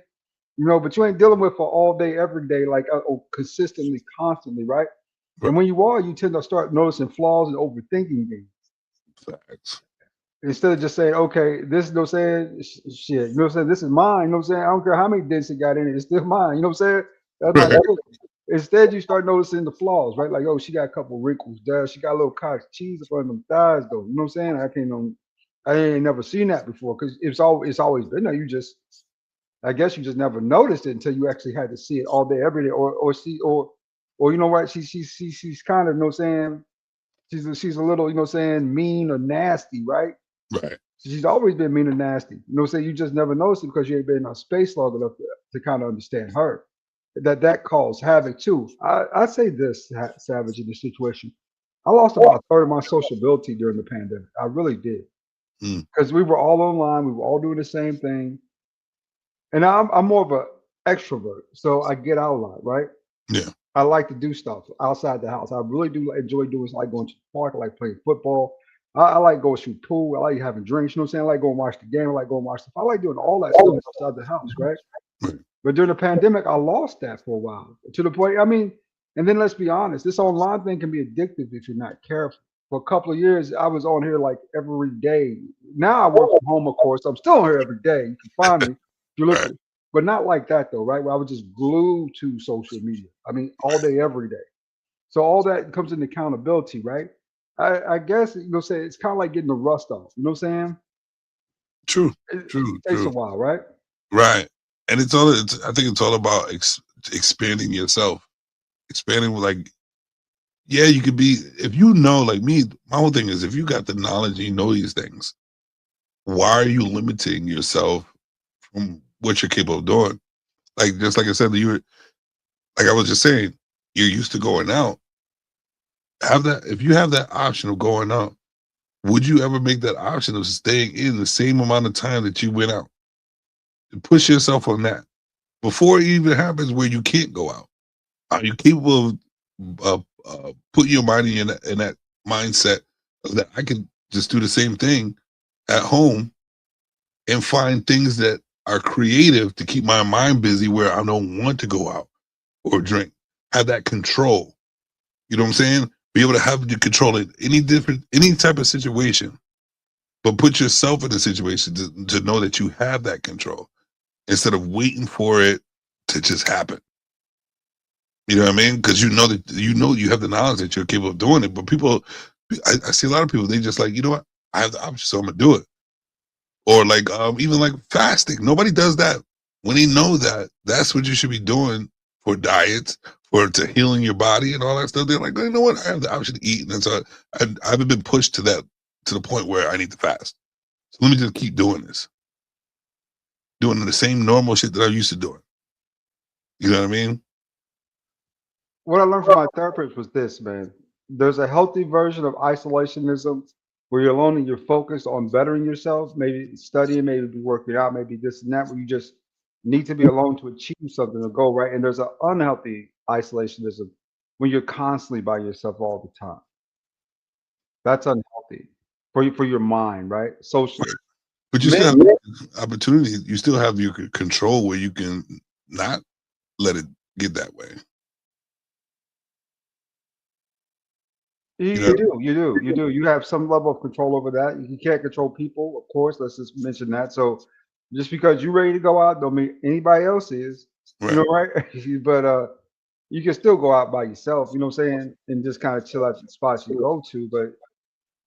But for me, I guess I kind of needed that village, that kind of pack mentality, right? At the time, you know what I'm saying? Especially going out doing stuff because it just kept me constantly busy. I wasn't thinking about much besides doing whatever I need to do with working, you know what I'm saying, doing a little bit of studying after work, maybe an hour or two of studying, working out, and then from there just going out doing this, that, and the other. What happened to me during the pandemic that, you know what I'm saying, especially when I went to the kind of this mode of detachment, right? I forgot what the therapist called it, but I went through it, where you just detach from everyone, your family, your friends, and everyone. It's just like you just alone because it's just that in your head you just want to be alone, right? As she stated, right? She said that you did it for a little bit too long. Like you said, a week or two of that is kind of healthy to clear your head, right? To give yourself a reset. Said, but if you're doing it for months on end, it becomes more of a depression. It does something to your head. I forgot what she said. Depression is a part of that. But I forgot what she called it. Being stagnated and just, and to be honest with you, like I think that we all participated in that because I know I have. But when I can't speak for anybody else, all I can do is want them to do more. But when you see yourself in that way and you have the knowledge knowing that I need to get out of here, you need to find something that pulls you out. You know what I mean? Like what I tell people is that like we made it this far. What are all the positive things that you have done, that you have overcome, that you thought you wasn't going to overcome? What are you doing with those thoughts? And if you're just suppressing and putting them to the side, that's something you can be using to get yourself out of that depression. Like, I made it there already. Like, I did this already. I'm always capable of, like, this would have happened. You know what I mean? Remember when I did this and I made it this way and how happy I was? Those are the things that some people are not even thinking about. They'll just sit there and, well, this has happened. I don't know how I'm gonna do. And if you're sitting there saying, I don't know how, and you've done it already, that's pretty much that hamster on that wheel, and that's that depression where you could probably end up stagnated in a position where you can't do anything. And that's where I was talking about what the emotional control too, like the emotional intelligence. You are at your best self when you test yourself and then overcome that test. You know what I mean? Or even take situation that you're in that you thought you didn't have control of. Sit back, and that's the time you're taking for yourself to think. Sit back and think about it, take that breath, and then understand how to react to it or respond to it. But you are capable of doing anything you want, to be honest with you. It's just a lot of people think they're not when they have the knowledge right in front of their face. Everybody's always looking for a better conversation or be understood, but they're not trying to see a way to do that. There's all types of way to talk to people or understand people to get your point across or to understand them for a better outcome. You know what I mean? It's just a lot of people don't think they have the patience. A lot of people don't even take the time to do so. They think they know everything. Nobody wants to humble.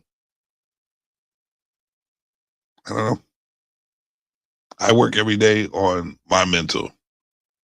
Just for like, and to be honest with you, I can do this by myself in a small corner. But what's the point? You know what I mean? When I could just work with other people and get them to understand their own way and how to use their minds, and that we can't just sit here as humans and think that we're just supposed to just live life so fucked up normal. You know what I mean? Let depression take us down. Let stress take us down when we have every bit of opportunity to change the outcome of our lives. You know what I mean?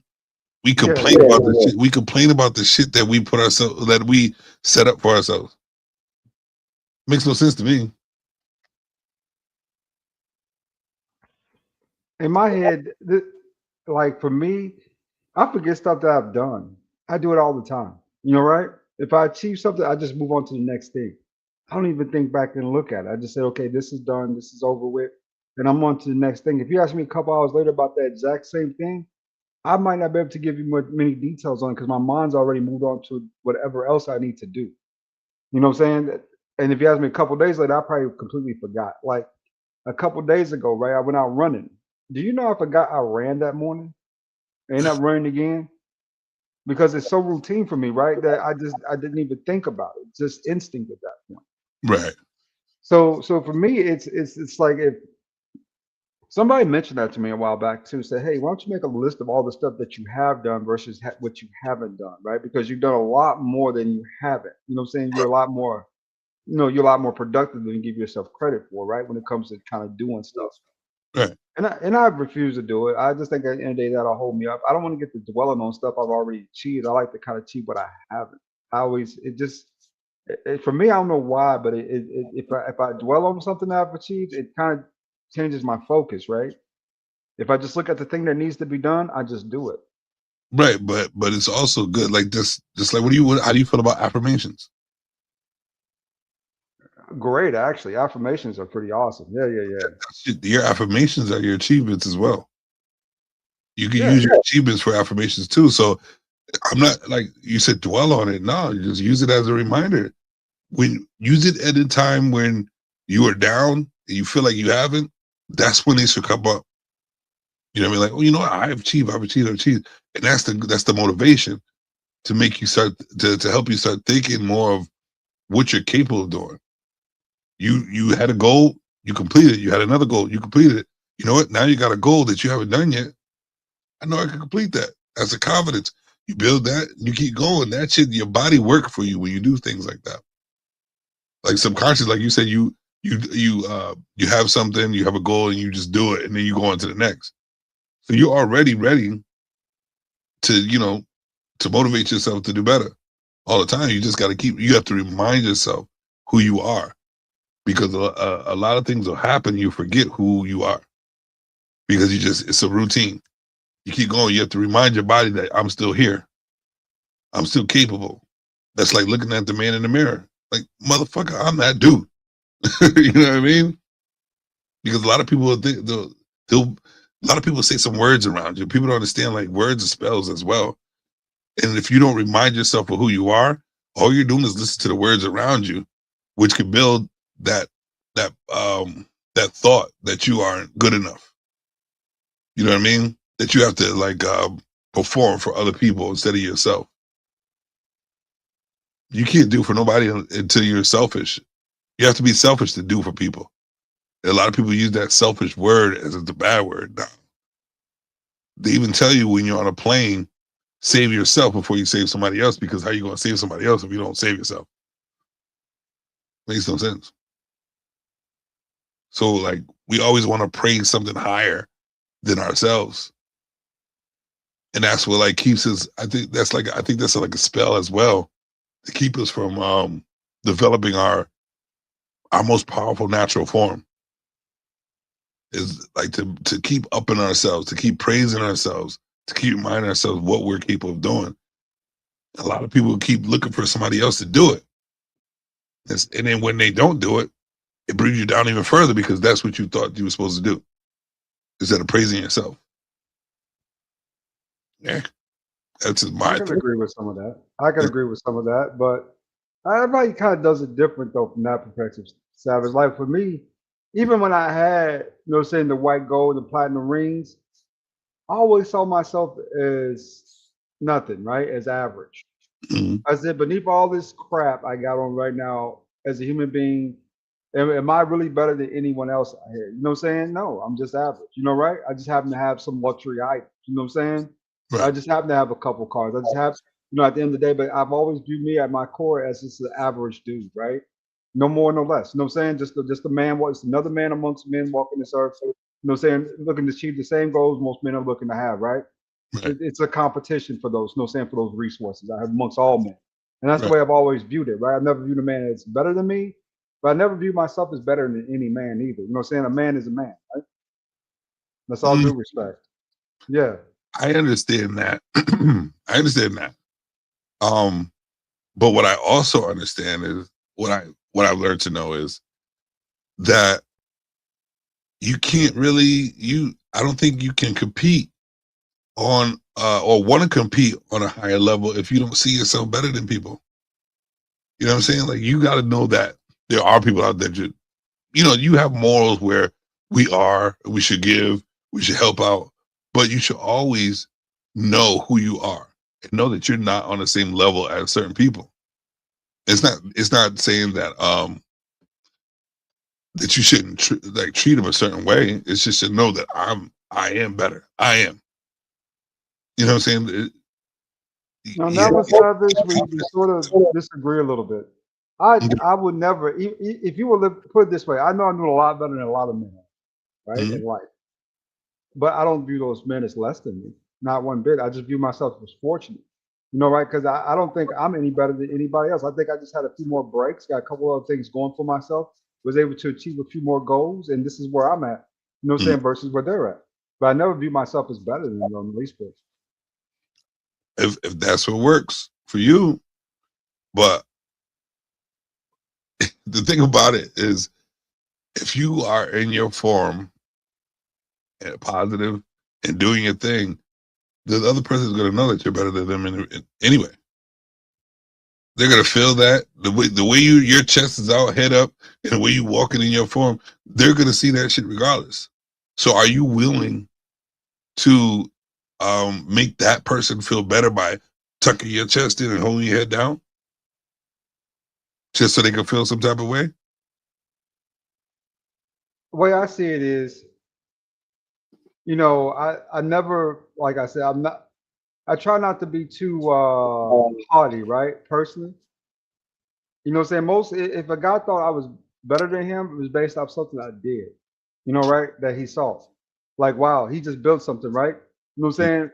He went out back, you know what I'm saying? He said he was gonna get his car fixed. He got his car fixed that day. You know what I'm saying? He said he was gonna do this and that. He said he was moving. He was out there next week, the next place. You know what I'm saying? Or you know what I'm saying? Or at the job, right? He got a promotion. He got a raise. You know what I'm saying? He tends to know a little bit more than average people do, right? And a lot of stuff. You know what I'm saying? Than mostly engineers do. Now, if they see that on their own, that's on them. But I'll tell them the same thing I tell you. You know what I'm saying? Repetition, study, right? Mhm. To the point where it becomes instinct for you. You know what I'm saying? Routine is very important. Man, what is your routine like? You know what I'm saying? Do you wake up in the morning? Do you pray? Do you study? You know what I'm saying? Do you run? You know what I'm saying? Like you said, do you fast? Because at the end of the day, your weight makes all the difference in how your head feels. Facts. You know what I'm saying? So all those things come into accountability, but they're all things that any man can do. I haven't done anything that any man, you know what I'm saying, couldn't do on his own if he just was able, if he was just looking to kind of do these things. Right. I know we're all capable, but some people just don't. So if say you're a roommate with that person, and he sees you stride, getting better, or doing things that are progressive, and he's capable, but he's not doing it. Do you still think y'all on the same level? Everybody's good at something, and some people just not good at those things. You know what I'm saying? So, like for instance, I'm good at studying, right? I'm good at listening. I'm good at regurgitating data. I'm really good at regurgitating data, right? Because that's what I've done for 20 years. You know what I'm saying? Right. I've learned stuff through books, reading online, all types of jazz to get to the position I'm at. So for me, data is kind of essential. You know what I'm saying? But for somebody else who hasn't done that, you know what I'm saying, it can be very difficult because it is very, very, very, very, very, very, very, very, very, very, very, very, very, very, very, very, very boring. Yeah. It's very boring. Routines are extremely boring if you sit down and think about it. It's Yeah. like, okay, you're gonna wake up in the morning, you're gonna go pray, you're gonna do your calisthenics, you know what I'm saying? Different there, you're gonna read a little bit, you're gonna deal with a couple of customers, you go to the gym, you're gonna run, you're gonna take a hot shower, and then when you get home that night, you're gonna make a decision. And you likely, you know what I'm saying, you're either gonna go out or you're gonna go to sleep. Or you know, say you're gonna try to get somebody, you're gonna try to get one of these bras come through, right? You can put your little game up on her. You know what I'm saying? Whatever you got to say, whatever she doing. Hopefully she low enough to acquiesce to what you asking her to do. You know what I'm saying? And let that be that, right? And then the next day you just run that routine again. You know what I'm saying? Just from a different perspective, right? Maybe you don't call the girl that night. Maybe you sit at home, you know what I'm saying? After you take your shower, you read a little more. You know what I'm saying? Okay, I got a couple extra hours, and let me read this real quick, right? It's very, very, very, very, very, very like monotonous per se, right? Because it's day after day after day to the point where I'll tell you, this is maybe this is a big reason too. But this was the first year I was completely single for the whole year. I only did a dating. I fucked with a couple girls. You know, say I fucked with about 8, 9 chicks. But usually, you know, say I got that steady girlfriend, little side thing, little side boo. But this was this first year I just was out and about, just kind of dating, doing my thing. You know, right? And the days when I was running my routines, they just flew by to the point where I lost months. You know, say I got lost in the sauce for months because my routines would just be so daily, so instinctual. I wouldn't even think about it. I just get up and run through them again, again, again, again, again, again, again, to the point where it went literally from February all the way to July before my, you know, saying before I actually caught up with me that hey, yeah, you got really great improvements, but man, you've been running this routine like super hard. You know, right? You got to take a break. And even then, I didn't want to take a break from it. I didn't. I didn't want to stop going to the gym. It's hard to take a break from a routine. But here's the thing, if you really look at it, you doing that routine, what were the positive outcomes of you staying to a routine? Because I know that structure is very important in people's lives. And then when you had all that structure, and then all of a sudden you got a little bit of freedom, what can you weigh the pros and cons of your structured life between your non-structured life? What happened? Was it the same results? Put it that way. No, it wasn't. It was a lot of panic, a lot of anxiety, you know, right? A lot of stress, just outright stress, because even though I said I was going to I do this to myself. I said I will take a day or two off from work. I'm going to you know what I mean? Do you know how many vacation days I had this year that I had to spend at the last minute? Probably a lot. 14. 14 days. 2 weeks of vacation. Unused just because, yeah, I got so caught in my routines. You know what I'm saying? Now, when I get away from that, you know what I'm saying? I mean, I go chase some women, do some dog shit, you know what I'm saying? Have a little fun. Right. But even then, once that's done, you know what I'm saying, in my head, I'm sitting down thinking to myself, geez, I didn't get this done today. I didn't get that done today. Oh yeah, I did say I was taking a day off, but I said I was going to gym. But I said I was taking that off. You should have went to the gym. You know what I'm saying? Ain't no excuses. It's like I don't give myself a break, if that makes any sense. True, yeah. It's like, yeah. But you can though. Oh, at any given time. At any given time. If I want to call in today, I can call in today. If I don't want to go to the gym, I have the option of not going to the gym. Basically, if I want to take a day off from the world or 2 or 3 days, if I want to take a month off from the world, I probably could survive. Right. Yeah. And this is like this. All right. So I don't know if you heard at the beginning, there's going to be a 5-episode from the series of emotional intelligence. And I just went over just the beginning part of the introduction. And what you're saying, it's a part of the emotional intelligence as well, where we do have a structured life, but are you capable of mixing your vacation, your relaxed time, pushing it in, and time managing that into your routine as well? Are you strong enough to allow yourself to have 14 days of a vacation and enjoy it, right? And then go back to work? And be so controlled that you're able to jump out of body, jump in the body, jump out of body, jump in the body, and you can still live the same exciting life doing all that at the same time. And that's the thing that I talk about and try to work for, because I that's why I asked you, what's the difference between you having the unstructured and you having the structure? You said you panic and this and that. I understand that. But are you able to jump back that quick to understand that it's a pain because you're not used to that, but this is what you deserve because you worked your ass off for it? Are you staying structured enough for you to have your 14 days of relaxation? Because all of us need to relax at some time. And how am I going to enjoy this relaxation due to me being so structured that I can enjoy it the way I really want to? Because when you're structured, you're saving money like crazy. And now you can spend it on having a great time. You work hard to play hard. And that's why they have that saying. You know what I mean? And it's like, do you have the emotional intelligence to keep controlling your decisions in any situation?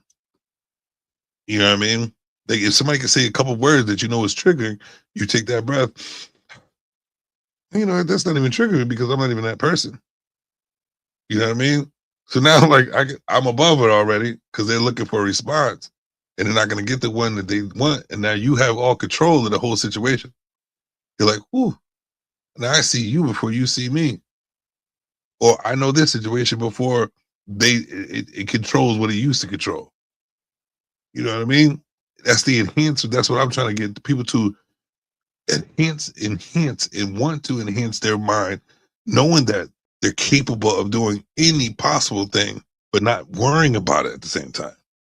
Trying to take the worry out because I'm capable, knowing the confidence in yourself, realizing the God within yourself that you're capable.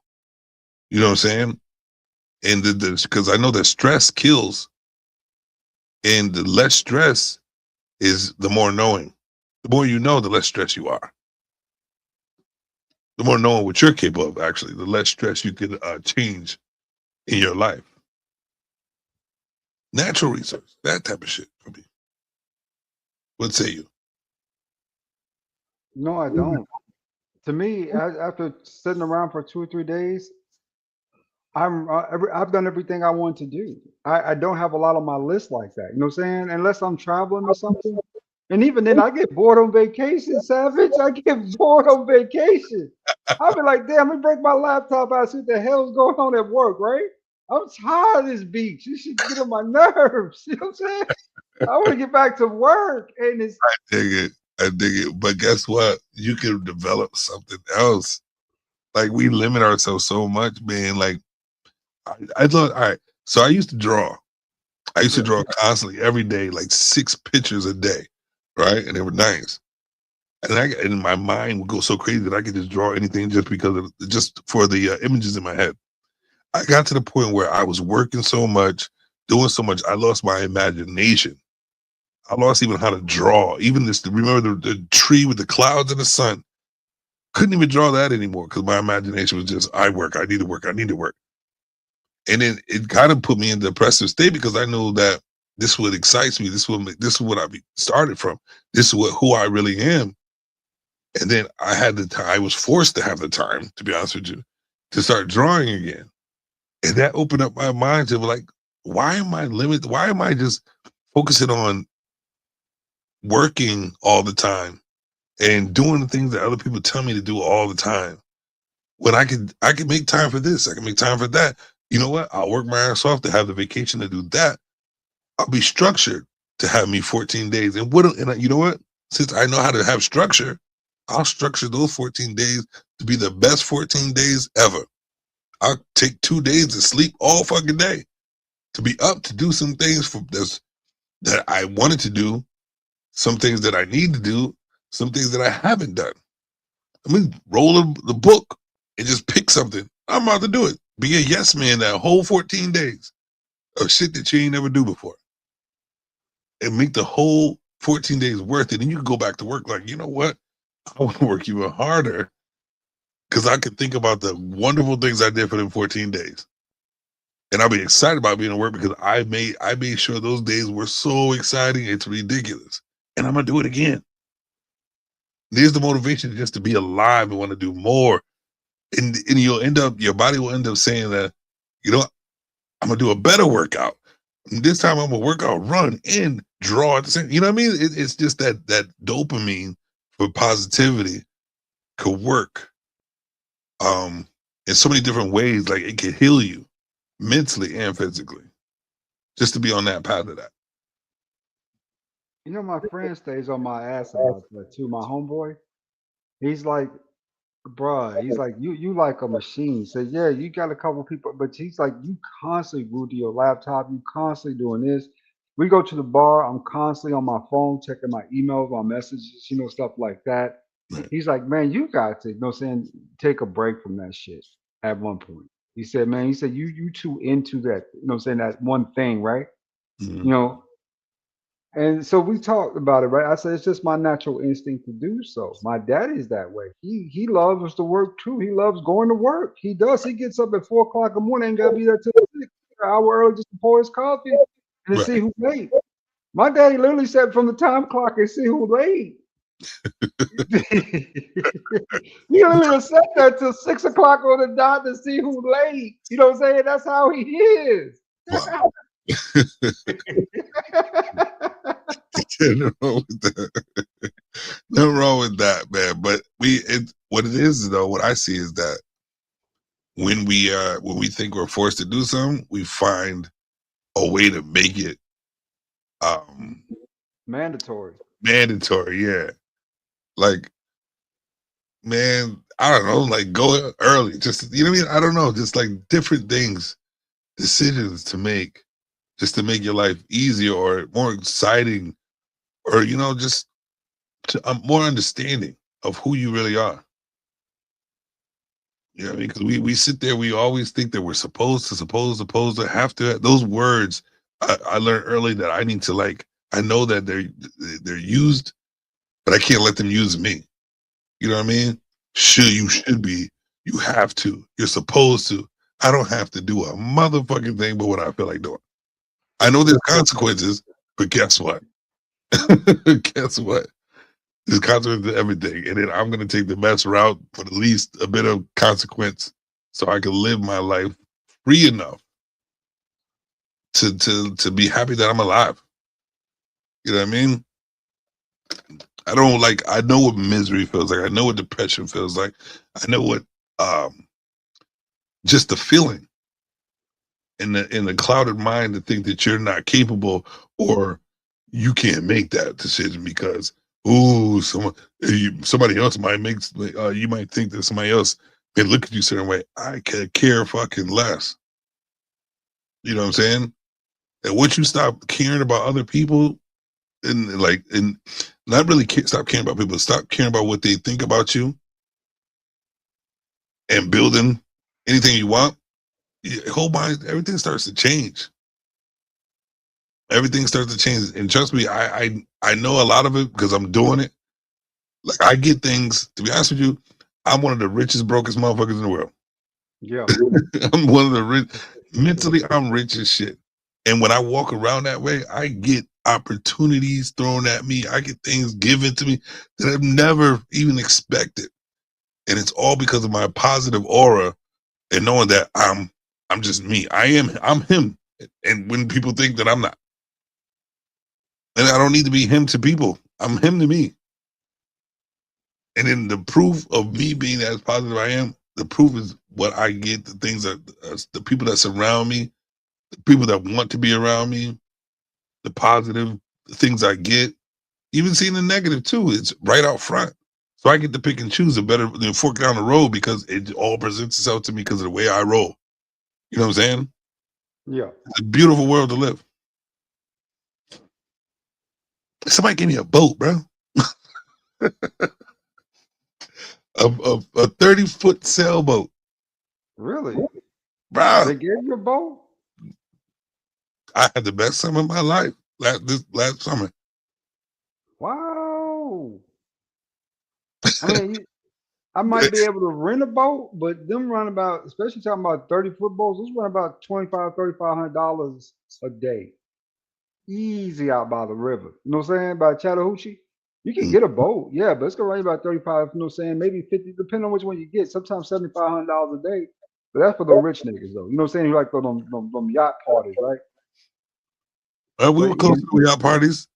I was right there in the middle of the whole heart of a beautiful summer. Like I was rich.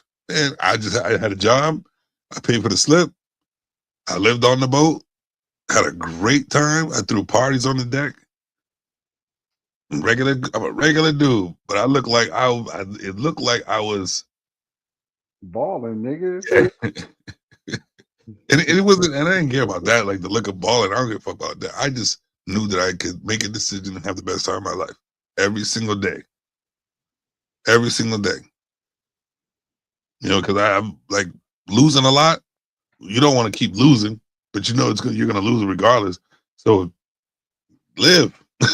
Live. You never know what can happen in a minute. And I've seen too much of that. So I live. Trust me, I know people like to work hard, but know how to play hard as well. Yeah, I agree with that, man. You know what I'm saying? It's really been some years since I cut out and just really cut up and let loose, though. I mean, you know what I'm saying? Especially nowadays. I'm 46, man. You got to do it, bro. You got to do it. Oof. Yeah. I definitely, you know what I'm saying, got to, you know what I'm saying, act up one more time. At least go act up one more time, right? One more summer. Yeah. Act up, but it all goes down to that control. You have a great time, but think about it. Go to ins and outs. Think about the consequences. Think about if you make this decision, what can happen, and then you'll come up to the best decision to make the best time. You can still do some crazy shit. Just know the outcome. But see, that's a difference though between me and you, Savage. Yeah. Me personally, I will overthink it if I'm allowed to think too much about something, right? Especially about consequences. Right. You know what I'm saying? Because to me, my mind always goes to that one place of what happens if it all falls down, right? So what I'll do is smoke a blunt to kill all those super conscious like thoughts, and I'll get a better decision from it, right? People ask me why you smoke a blunt before you go out. You smoke a blunt when you in the car before you hit the club. You smoke another blunt because I want my brain. You know what I'm saying, to kill them brain cells before walking up in here, right? I have a better time that way. Yeah. No, I dig it. I get it. I definitely get it. But that's what I'm saying. You know that this what helps you, so you do that to get a better time. So you're on the right path. You're doing something for you, for it not to be what you know it can be. So you're intelligent enough. Hey, let me smoke this to relax my mind, so I can have a good time. And that's just a small part of emotional intelligence. Look Yeah, at that. so I can enjoy this evening without, saying everything, saying, okay, saying, yeah, you got extra money here, but remember, you wore those Nike boots too.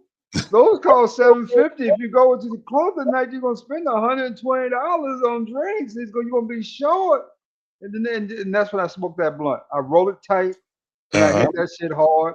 But I want that brain to die down, to cool out, and let's just have a good time, right? Let's not even worry about that till the morning. Because as we all know, you never know what happens the next day anyway. Right. They might be half price the next morning. You wake up, I've really been in that situation before where I couldn't sleep the night before, and the next day they was half price anyway. So I ended up getting them. Right. And still have money to party. Yeah. Hey, patience always is a virtue as well. Patience. Yeah, and there's nothing worse than knowing when you got an opportunity, but especially a bad bitch, and your ass feel financially restricted, you know what I'm saying? Because you don't want to spend too much because you got a lot of stuff going on, and you blow that opportunity, nigga. You put it right down the shitter. I've done it. That right there, bro, will really get under your ass, nigga. And you don't even need money. You don't even need money to get it. You're just like, you know what? Just be yourself, and she's yours. Like, bro, you don't need the money. Like, I've lost on a lot of opportunities with like females that I wanted to deal with. And I'm like, well, I'm not financially stable right now. I don't have a place. I used to be like that. Then it was like, you know what? I don't give a fuck. I'll say some ignorant shit and still get them. I have nowhere to even do it. But, you know what? Let's go around the corner.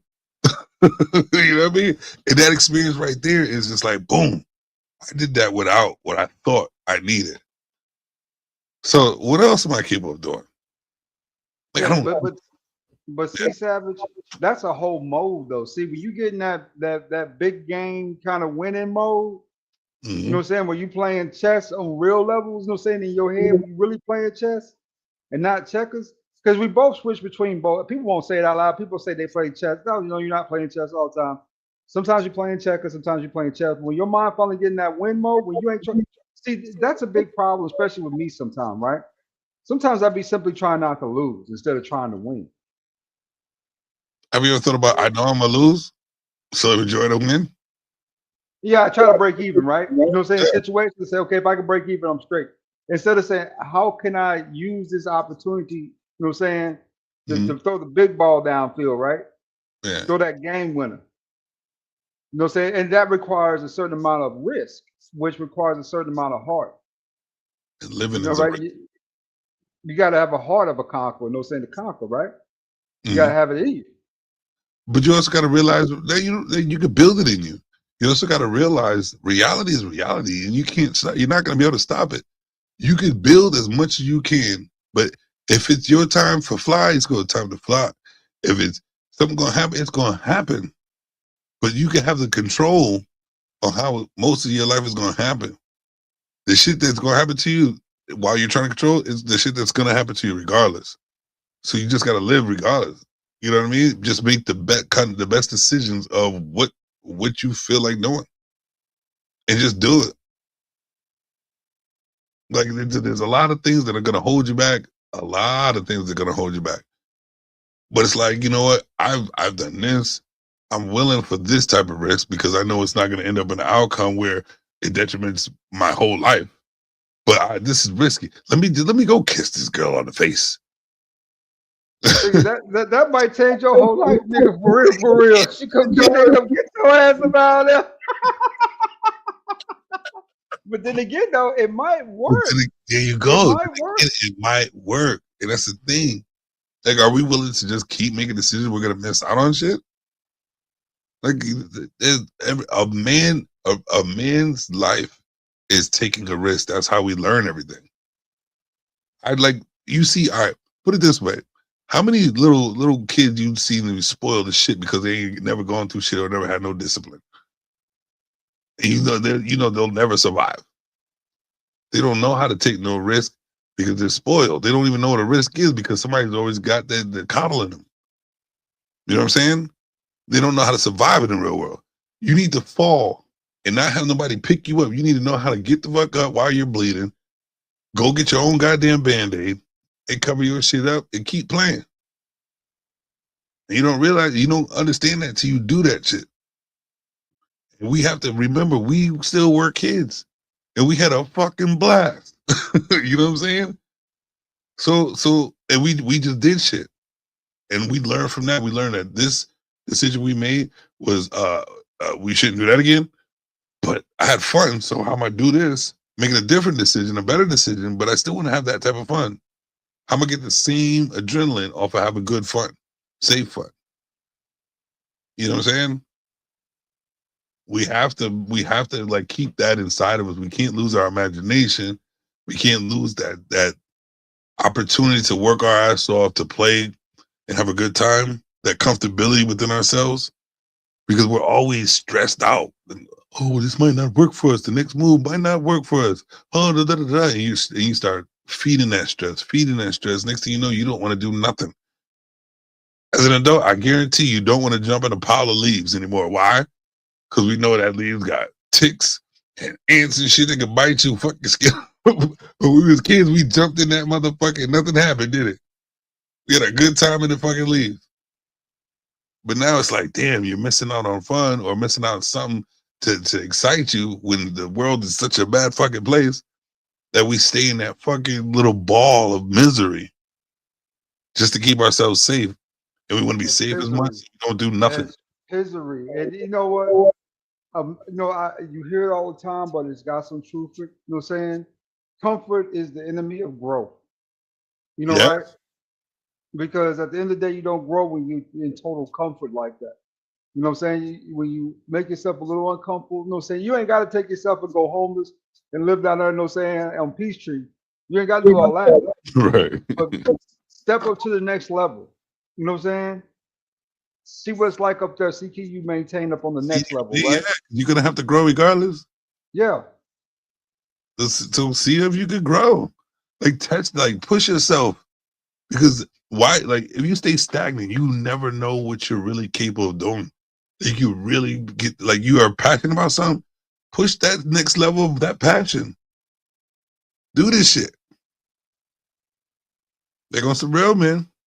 On some real. Sometimes you gotta make yourself a little uncomfortable to grow. Sometimes, you know what I'm saying? Even me, sometimes they'll saying I'll go outside and lock my door on purpose, right? That way I can go back inside. And you know what I'll do? I'll go out there and I'll get my truck, I'll go walk, I'll go do something, right? I'll go to the park, I'll do something else. I mean, because one thing about working from home, Savage, I really love what I do. You know what I'm saying? But you got to have a life outside of this. You know what I'm saying? Most of the dudes I work with, the vast majority of dudes I work with are white, Latin, and Asian, and they're all married. I mean, all married. It's rare you run to a single guy where I work at. You know what I'm saying? Right. So they got lives outside of this. They don't generally focus on this all day. They do their job and they go home and deal with their family, right? Right. But when you don't have that, there's a void there where you try to make up for that significantly. You see it with the women, right? Where they overly invest in their job. Right. You know what I'm saying? So you got to be careful that in your head, right? In order not to get stuck, you know what I'm saying, playing politics. My thought is if you got too many friends on your job and you ain't got enough friends in real life, you got a problem. Big problem. Yeah. Yeah, you should barely be friends with the people you work with anyway.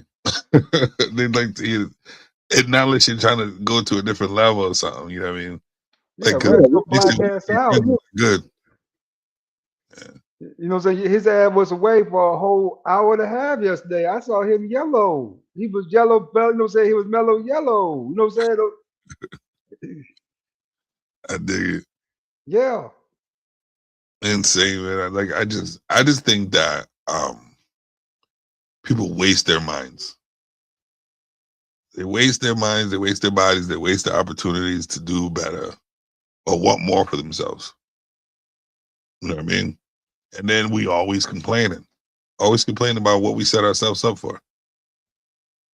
Like, what did you do about it? Like, what is your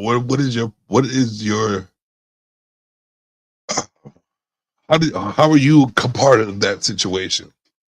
Because if you're in a situation, you have parts in that situation because you're in it. So what did you do to be in that situation? How are you gonna get out of it? What can you do to not be in the next time? You know what I mean? Even though if you are in the next time, how can you get over it or climb out of it faster this time, knowing what you know. For me, it's always about how I can prepare a safety net for myself if this happens again, right? Where Right. is that emergency pack at for this situation? You know what I'm saying? You know, what do I need to do here? You know what I'm saying? What tools do I got left over from the last time this happened to Right. pick up with it this time, right? And to get at least a little further, a lot further, just simply knock it out, right? Exactly. Yeah. Exactly, man. And that's all I'm doing. Trying to open up the minds to have that thought process, to not forget that we're here to enjoy the fruits and the labors of the world. We forget to go outside and just bathe in the sun. We forget to go outside and realize that we could walk out there, have butt naked, and still do what the fuck we want. Follow some type of rules, but to the most limited degree to where you could get by on some shit. Because that's what human nature is, man. Exploration. We forget we forget about ourselves. We just start our routine and just go down that line, go down the line, down the line. The next thing you know, half your life is gone. And all you have is the memories of what I could have, should have did. You don't even remember all the routines on all those days. You don't even give yourself credit for those. And I am a person who has challenges with that, vast challenges. Like I said, I lose. I don't know what it is, but I tend to lose days, weeks, months, just hitting routines over and over and over and over and over again, to the point where friends and family notice, like, hey man, your aura is just too damn strong right now, man. You know what I'm saying? Mm-hmm. You know what I'm saying? You need to go get some pussy. You need to get out of town. You need to do something with yourself. You know what I'm saying? You need to get the hell up out of here for a week or two, man. Go do something else. You know what I'm saying? Your aura is too strong. You know what I'm saying? It's almost military grade. You know what I'm saying? You so routine, right? Yep. And you show no leeway. No leeway. You're like, don't let anybody. You're like, this is it. This is it. This is it. Instead of like, you know what? You're absolutely right. Because they're the ones on the outside looking in. You know what I'm saying? And you don't realize what you're doing. You're like stomping, you're marching, you're strong. And they're like, motherfucker, this ain't even the time to be marching. Relax and have a drink. You know what I mean? But you're like, I gotta march. This is what I've been doing. You know what I mean? Yeah, because one thing I've learned is I can come off too strong, especially if my energy is built up, right? It's almost like generating, like I'm my own generator, because I keep going through it. It's like a wheel, right? Like it's almost like I'm generating my own aura, my own power when I do that. And I can get lost in the sauce in my own self. You know what I'm saying? Right. And so, that's one thing I have to be more conscious of and careful of, right? That's just part of my nature, though. A man needs purpose. When you create these purposes, when you don't have these purposes externally, like we were saying, the wife and kids, mm-hmm. then you tend to generate your own purposes for doing things, right? Like for me, Savage, I get mad when I miss, you know what I'm saying, my schedule for going to the gym. If that means something, I literally get mad at myself. Like I missed that. How did I miss that? I'm running late 20 minutes. I'd be mad at myself getting in my truck. You know what I'm saying? Mad at myself getting in my Jeep because I'm 20 minutes late to something and I have nothing to do the rest of the day. Right. But just that point, it was just that I had it scheduled in for that time, no matter what else was going on. I get it. Yeah, hyper focused. Yeah, but that's something I gotta be more careful of, man. For real, right? Yeah. Yeah, because you won't see the light. You won't see the sun shining. You'll be so stuck on that. What do you call it? Those horse blinders. You're stuck on that just doom. Instead of looking to the left, like, damn, that field is beautiful. You know what? Let me stop and walk on that field. Next thing you know, you trip and find $100,000 in that field. Damn, if I would have type on hyper focus, I wouldn't even found this happiness over here, this peace. You know what I mean? This little piece, this flower that smells good. That piece of life that reminds you of something at your childhood, or something that reminds you of something that made you happy. It's like it's a beautiful thing just to do and then get the results afterwards. But you know what? I haven't been, like, as soon as you wake up, you never woke up at 3 o'clock. You usually go back to sleep. Just wake up at 3 o'clock and see where your mind takes you. I got the whole day off. Let me just get the fuck up. You know what? Let me just walk. Next thing you know, you've been walking for hours. Took in all that sight. All that sight. CBK, what's going on? Coming through. Thank you. Salute to you. I do have, do have to do my due diligence. Ladies and gentlemen, if you're in the chat, if you're still watching, please hit the like button. Subscribe and share if you haven't. And you know, I do have to say this because you know my cash app get a little empty, and I need some cream for my coffee. Money coming to me easily. Money coming in and needed me. Money coming in repeatedly. Money coming, it's just money coming. It's just... Savage, you're on mute, brother. My bad. So I play that affirmation right there, just in case I could get some cream, a donation of cream for my coffee. I like French vanilla. I'm telling you, makes a better day for me and for other people too when I'm. Sir, I like my coffee black. No sugar, no cream. I like my shit black, nigga. That's how I like my coffee. Just, straight from the pot. I mean, give me some Colombian roast, nigga. I'm good to go. Man, that Colombian roast will have you up for days, man. Oh my gosh. Yeah. My goodness. I was just talking about that the other day about that Colombian coffee. Man, that shit's harsh. For your heartbeat go wilding out. But yeah, so yeah. $ Security Strong. If you want to donate to the Coffee Creamery Fund, I will appreciate that. And also the link is in the chat if you want to join us in the conversation. Not going to be up here that long, but a little bit longer to have the conversation. So we're up here. The link is in the chat. I will put it in one more time. You said something that was actually pretty striking too. What's that? You don't view yourself how others view you. I never stopped and checked how others view me. I never asked that. You know that? And you know what?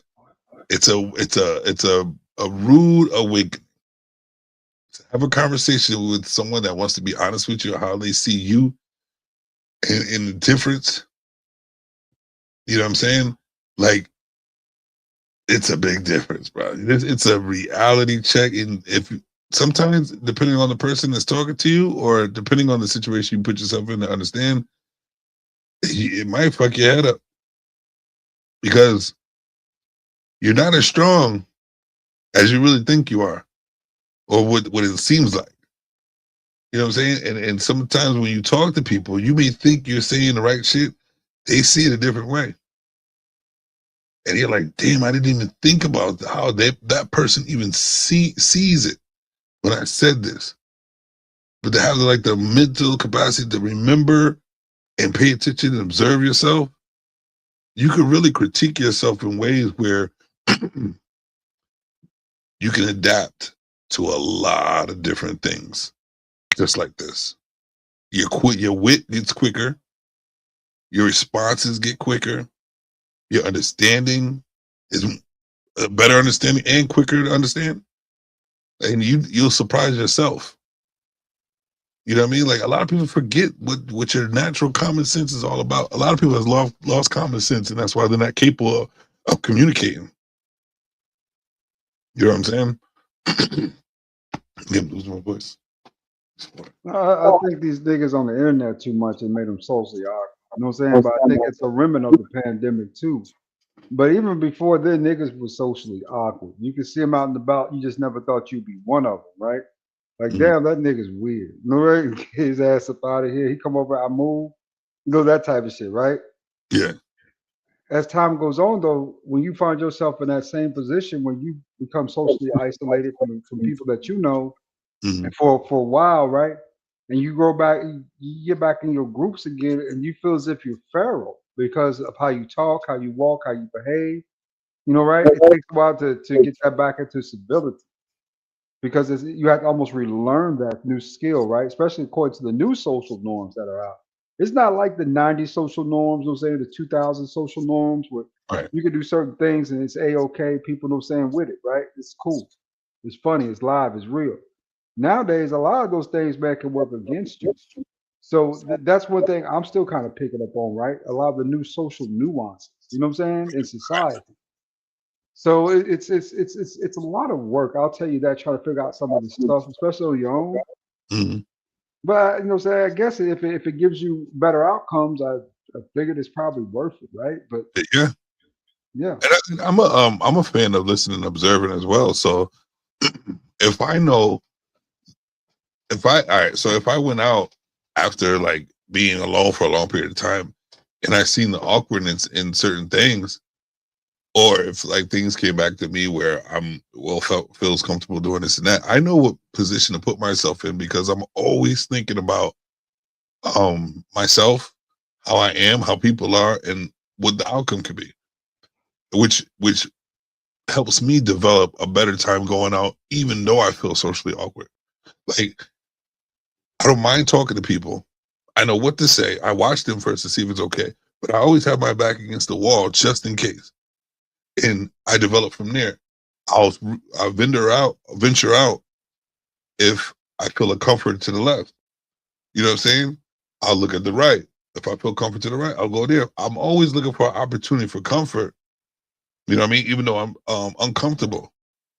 So that automatically helps me just in case I'm forced in an uncomfortable position. I know how to I know how to find a comfort in it so I can react in a certain way. Like when things pop off, usually people will scream, yelling, and running. And I'm always like, why are y'all screaming? That ain't gonna help you. You know what I'm saying? The best thing to do is stop and watch and look to see where things are coming from, what's going on. And it may be because I've done security over 20 years and I've developed that, you know, that thing right there. But I believe that a lot of people should work that way because everybody's always self-awareness. It's self-awareness. You're very self-awareness. self-aware of what you feel, and you know what I'm saying, what's actually going on too, right? Right. Me personally, I try to be, but you know, I'll say this out loud. I mean, I've never felt like I fit in it really anywhere, anything. I've always been one of the cool kids who always tended to, you know what I'm saying, not really feel as if I should be there, right? Right. You know what I'm saying? Due to association, due to approximation, you know what I'm saying? You got your first car, you play on the football team. Okay, you on the quick recall team. You know what I'm saying? You was in band, you know what I'm saying? You with NJROTC. Kind of that nerd shit, but you play football on top of that in baseball, right? So Right. it puts you in the crowd with the cool kids, the more intellectual crowd. You know what I'm saying? Smarter kids, right? You got your car when you were 16. A lot of people, you know what I'm saying, thought that was like, damn, that dude right there's on top. No, no, no. I just have a car now. You know what I'm saying? It doesn't change really anything about what I do and who I am. It's Right. just a car. You know what I'm saying? It don't make me cool. I was cool, right? But it does in other people's eyes. Exactly. You know what I'm saying? Perception is a very case key subject Right. because you know what I'm saying, people can perceive one thing and it be a whole nother thing. You know what I'm saying? In that circumstance and situation, that happens all the time. And you know what that's crazy? A lot of people don't even have that thought to think of different perceptions. They think of their own all the time instead of thinking, well, maybe that person don't see it like that. You know what I'm saying? Maybe a word that I just used could get me fucked up. So let me watch the words I use. You know, let me check myself. Like, you should always look as a human being. You should always look and not think that it should be that comfortable when you're outside your own comfort. You know what I'm saying? But you should be able to be wise enough within yourself to know that you can build a comfort in discomfort. Like finding Waldo and a bunch of Waldos. You know what I mean? Like I can find Waldo every time because I kind of like put myself in that position, and then I know exactly where I can find comfort, and so that's where I look, and then that's where he is. You know what I'm saying? It's kind of like I love mind games. That's probably why, and I Oh, I feel like the that. mind games too, especially with the broad. I don't know, but it's so much fun playing with the bitch. You know what I'm saying? It's fun playing with them sometimes because they know how to have a good. One thing about women you gotta give credit for, when it comes to mind games, they know how to have a good time. They know how to play back, right? You know how to play them. Yeah, yeah, yeah. So it's fun with them, you know what I'm saying, playing those mind games. But I don't play mind games with niggas though. You know what I'm saying? I might troll a nigga, you know what I'm saying, play with him a little bit, but at the end of the day, niggas, Kind of cautious with that though. yeah, yeah, that nigga might come find out where you live for real. You know what I'm saying? Like, yo, I told you a black ass nigga, you thought you was cool. Get your Right. ass out here. And the difference is with a female, they like that. They like that. They appreciate if you're quick with it and you can fuck with their head just like they fucking with yours and be better at it. She's yours. Deal. It's all part of paying attention, man. Like life could be so much easier if you pay attention to it. It could be beautiful at the same time. See, these niggas don't understand, Savage. They don't understand though. They think this babyface shit is cool. It's not cool, nigga. And the niggas got mad at me on the panel, told me all types of shit. I told him one day, I said, I like to ghost a bitch sometimes. Just on purpose for the whole day. Just ghost her. Let her blow the phone up, all that good shit. I like that attention sometimes. Let her blow the phone up about 9:30, 10 o'clock. Let her keep calling. I ain't picking up. I'm just not, I'm you know what I'm saying? I like being in your head like that. You know what I'm saying? Man, you don't know what I'm doing, dude. You don't know what I'm doing. Right. And because they'll do it to you. They'll do it to you. And it's good to keep it exciting that way too, man. That's emotional intelligence too, to know that how to keep your relationship exciting. Know the things to do to keep it going. You know what I mean? Because you could get stuck in a routine. And you know, as we know, females, they get bored quick. Women are not like us in that way. And a lot of men don't realize that women are not as routine as we are. You know what I'm saying? We make it when we get caught in our routines, it's instinctual at that point. We don't think about nothing but the routine. You know what I'm saying? Yeah. What keeps the, you know what I'm saying, the wheels moving every day, right? I want to keep this moving forward. I want to do this, I want to do that. So it's all routine for us. For women though, you know, they like to when they inject those feelings, that routine goes out the window. Right. Way out the window. And they like that spontaneous shit. They love it. It gets their endorphins. It gets the dopamine starts their eye. Trust me. I know. I know. And it's a beautiful thing to have that intellectual control. You know what I'm saying? And even when they know that you're doing it, it's accepted because they're like, somebody could do it.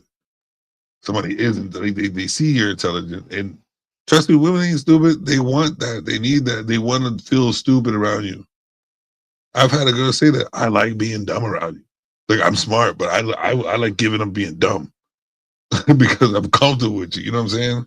You know, I like that too, Savage. I like being the dumb person in the relationship sometimes. And most of the time, I like for the woman to be, you know what I'm saying? Mm-hmm. Put it this way, I like for her to at least feel like she's smarter than me, right? I like that. You know what I'm saying? Yeah. I want you to feel real comfortable with thinking that you guys jump on me, right? You know what I'm saying? That's cool. You know what I'm saying? At the end of the day, because I think that just brings out more of their personality when they feel like they have control. Facts. You get to see who they really are. You know what I'm saying? And believe it or not, you know what I'm saying? When they feel confident, feel in control, and everything is good, you know what I'm saying? You'd be surprised how much they're willing to do for you when they feel as if they got power. You know what I'm saying? In that circumstance. Indeed. You know? Yeah. I agree with that, definitely, man. I see it all the time. All the time. It's a beautiful thing. But it's just like people don't understand that they have that capability. And I don't understand why they don't spend more time praising themselves in a way not to be like conceited, like, oh yeah, I got, the chains and I got the clothes, and like, to be honest with you, bro, I look better than half the motherfuckers out there with clothes from Walmart. You know what I'm saying? I get the same results, even better results. Take it from a guy who had the white gold Jesus piece, right? With the platinum necklace. You know what I'm saying? It all feels empty after a while. It's just a chain. It don't, you know what I'm saying? It's something that you wear every day. It's just a part of your ensemble, right? What you put on in the morning before you go to work. Put your chain on, you know what I'm saying? You put on your clothes, your shoes, right? You know what I'm saying? It's all just part of an ensemble. And after a while, the shit feels empty, right? It feels like you got a bunch of shit for nothing. You know what I'm saying? Like, damn, I could have saved all this money and I bought all this shit from Macy's. I spent $700 at Macy's, but I could have spent $150 at Walmart.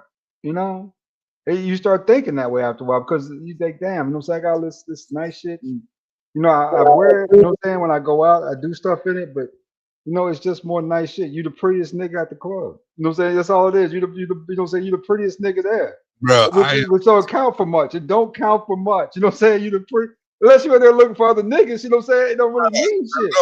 but here's the thing, like the way with me being with my confidence the way I am, and then I am a Timu guru, right? Timu guru. I don't know if you know about Timu, right? Yeah. Timu guru, bro. I will spend $20 or $30 on a bunch of clothes that look great together. Put it on, great size, great fit. I'll go out to the club or I'll go out there and they're like, you look great. Da, da, da. You look expensive. Man, this shit costs $25. All of it. All of it. You know what I'm saying? Even I use the Afterpay too. You know what I'm saying? It's just it's really not the name brand. It's you. It's yourself. Your own aura makes everything look good. And if you know how to dress, like I do, man, it is what it is. Like I got the aura and I know how to dress. So, you know, I look good in a white tee. Don't really matter. I used to bag them in robes. It doesn't really matter. I got one better for you. I really haven't updated my wardrobe in years. I still wear them same polos I bought, same polo sweaters I got, same Nike Tech stuff I got, all that jazz. Even I think I got a pair of shoes last summer, 2 pairs of shoes last summer. That was it. That was really it. You know what I'm saying? And that's because they was on sale, right? I said, okay, I like these running shoes and I like these kind of no saying lifestyles, right? Okay, I'll get these both. I get them both under $150. Oh, you know what I'm saying? I'm good to go. You know what I'm saying? Let me get these and get up out of here. But you know what I'm saying? It's like you said. I think it's more. I think you get to a point in life where you start to realize that it's not the clothes, it's you, right? You know what I'm saying? You can be the flyest nigga in the world and nobody fuck with you, right? Because at the end of the day, you're a lame nigga. You know what I'm saying? And you can tell who's a lame, but man, you can definitely tell. But yeah, it's just exciting to be able to use my brain and know that it works. You know what I'm saying? Because a lot of people think their brain work, and it just is. You're so routine that you don't know nothing else besides that, and like just to go outside the norm and know how to and be consistent with it and still live your life the way you need to, work hard as fuck, or even have as much fun as you can. Just to be able to control all that together. You know what I mean? It's a beautiful, your mind just expands itself. And I'm all about expanding the mind. Yeah. My thing is thinking ahead. I tend to like to think ahead a lot, right? Me too. Like I like to plan out stuff for the next day, the next week, certain points I want to hit, certain milestones I want to make. You know what I'm saying? I like to plan those out, right? Right. Even though I can tell you, seldom do my plans go through like I planned to, because I always thinking greenfield type of thinking, right? Where nothing goes wrong and everything just goes smooth and everything goes smooth. That's how I make my plans. I don't have no detours or have nothing else in there.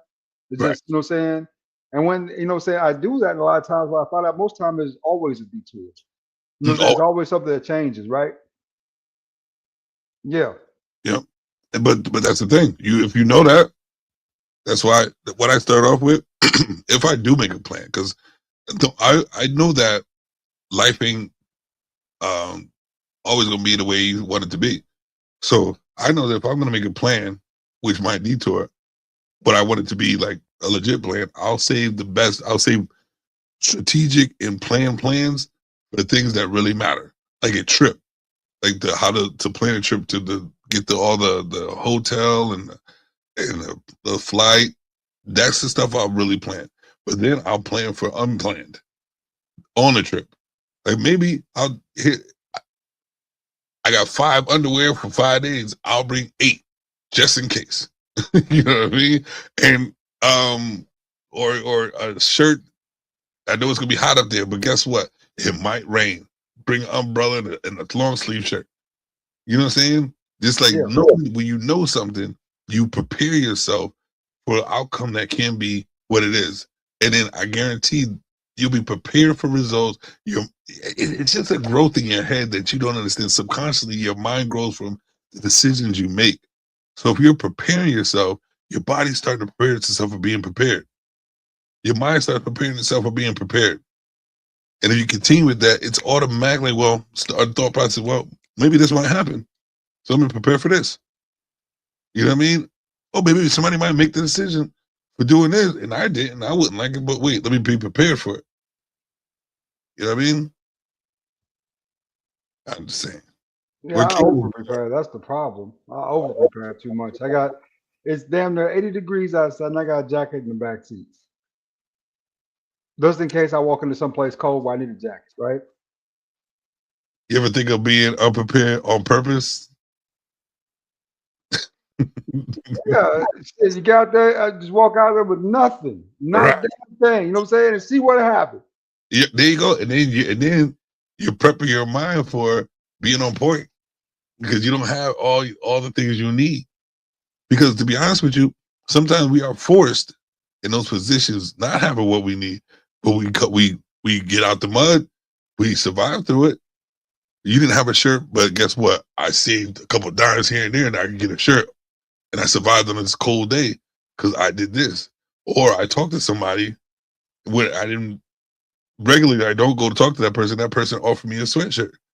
You know what I'm saying? It's like doing shit out of the normal and being positive about it. You get what you need, but you put yourself through opportunity of learning and things that you've never done before. It was exciting. I just went places before and just seen what would happen. And I ended up making friends, having opportunities to do this. Later on the road, thinking that I'm never going to see that person again, see them again, and help them out. They help me out, experience this, been in a position to do this, meet more people to do that. I know so many people, it's crazy. I don't want to know, but I know them. And if I needed something back against the wall, I know I met this person before, got their number, I could call them, guess what? I got this for you, or I need this from you. You know what I'm saying? The network is real. Just for putting myself in positions, just to have this just humbug shit. No one I can survive through anything. It's golden. It's a golden way to live. Brother, like I said, I tend to overthink stuff. So I very seldomly unprepared. I literally pack to go to the gym. You know what I'm saying? I literally would pack up shit. You got to. Make sure I got extra towels, extra headset, 2-3 bottled waters in the car sometimes, you know, right? You know what I'm saying? Cell phone fully charged, you know, right? All that good jazz before you can leave in the house. That way I don't get stuck nowhere. Because like I said, I've been stuck before a couple of times in life and I ain't like it. I ain't like going to the gym and not having that bottled water to get as you know, saying about ready to fall out. Yeah, I ain't like it. So I over prepared for a lot of stuff. So let me ask you a question. So when you missed out on having your headphones or water bottle, what happened in replace of that? Then what did you do to replace that you had usually? I punish myself. I still fall through with that routine anyway. No matter how nasty or hard it gets, but it's not nearly as enjoyable, right, without those headphones because now you got to listen to gym music. And let's be honest, that's some 2025 gay ass shit. You know what I'm saying? These niggas have put out, right? Some shit you ain't never heard. And sometimes you got to stop right there in the middle of a rep and say, man, I can't listen to this shit. It's weird. It's wild. These new niggas is crazy. You know, right? Listen to this shit. You know, and so for me, putting that headset on pushed me almost in a bubble, right? In my head, environment wise, right? Where I still see people around me, but I can't, you know, saying hearing nothing but what, you know, saying I got my headset, right? So it makes it makes it. How do you say it? It makes the time fly a lot faster. It makes it a lot smoother. Versus when I go there with no headset, I feel every minute of that 40-minute run, right? Every minute of it. I'm feeling every minute of that 40-minute run. You know what I'm saying? Yeah, but you got the same results though. You just learn how to not have that with you, to not be comfortable, and push the same level as being comfortable. I take that as a win and as a learning experience. It's something under my belt where I'm stronger because I don't need the headset. I got the same workout without having a headset, and not my water either, which I'm used to drinking. I don't know, bro. You don't want to see me out there in the ran 30, 40 minutes, man, on that treadmill. I'm already damn ready to fall out with no water, bro. I'd be like, man, let me go get one of these red Gatorades about this cabinet over here and pay that $1.50 and get over. Which I hate that. I hate that sometimes. I have to pay that $1.50 where I can buy myself a whole 6-pack for $5, right? Of Gatorade. So stuff like that sticks. See, stuff like that gets in my head. You know, right? You pay $1 more for Gatorade. And some niggas say, oh, you know what I'm saying? That's broke nigga thinking. That's this, that. No, it's not. That's how wealthy people think. They don't like to waste money. Right. You know what I'm saying? They don't like wasting money on bullshit, especially something they don't really want, something they could have got someplace else cheaper. Something, you know what I'm saying, would have been more, you know, a better convenience for them, right? Long term. You know, so you buy yourself a 6-pack, just grab one, you go to the gym, right? Right. Versus when you got to buy one at the gym, it's $1.50 a pop. You wasted 50 cents. You know what I'm saying? On drinks you could have got for, you know, but that's that type of Savage. It's 1:58 a.m. in the morning, nigga. I'm gonna take me a shower, go to bed. I have no time to slow that month. Yeah. I appreciate you stopping through, brother. Thank you for having me up, Savage, brother. Good talking to you. Like I said, I would likely be back again. High probability I'll be back again. Very high probability. All right. So, I'll catch up with you later, brother. All right, brother. Appreciate it. Bye. Right. All right, ladies and gentlemen, I am about to close it down. It was a great conversation with Lord ADS, and I appreciate y'all for sitting there and enjoying the conversation. Please, like I said, if you haven't liked or subscribed, shared, please do so. Please do so. And like I said, I like cream in my coffee. Money coming to me easily. Money coming in and needed me. Money coming in repeatedly. Money coming.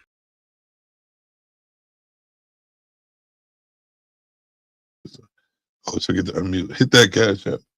Hit that cash app.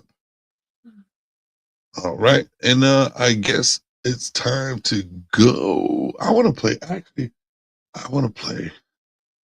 this as the outro. The same intro, because I just got it, just did it.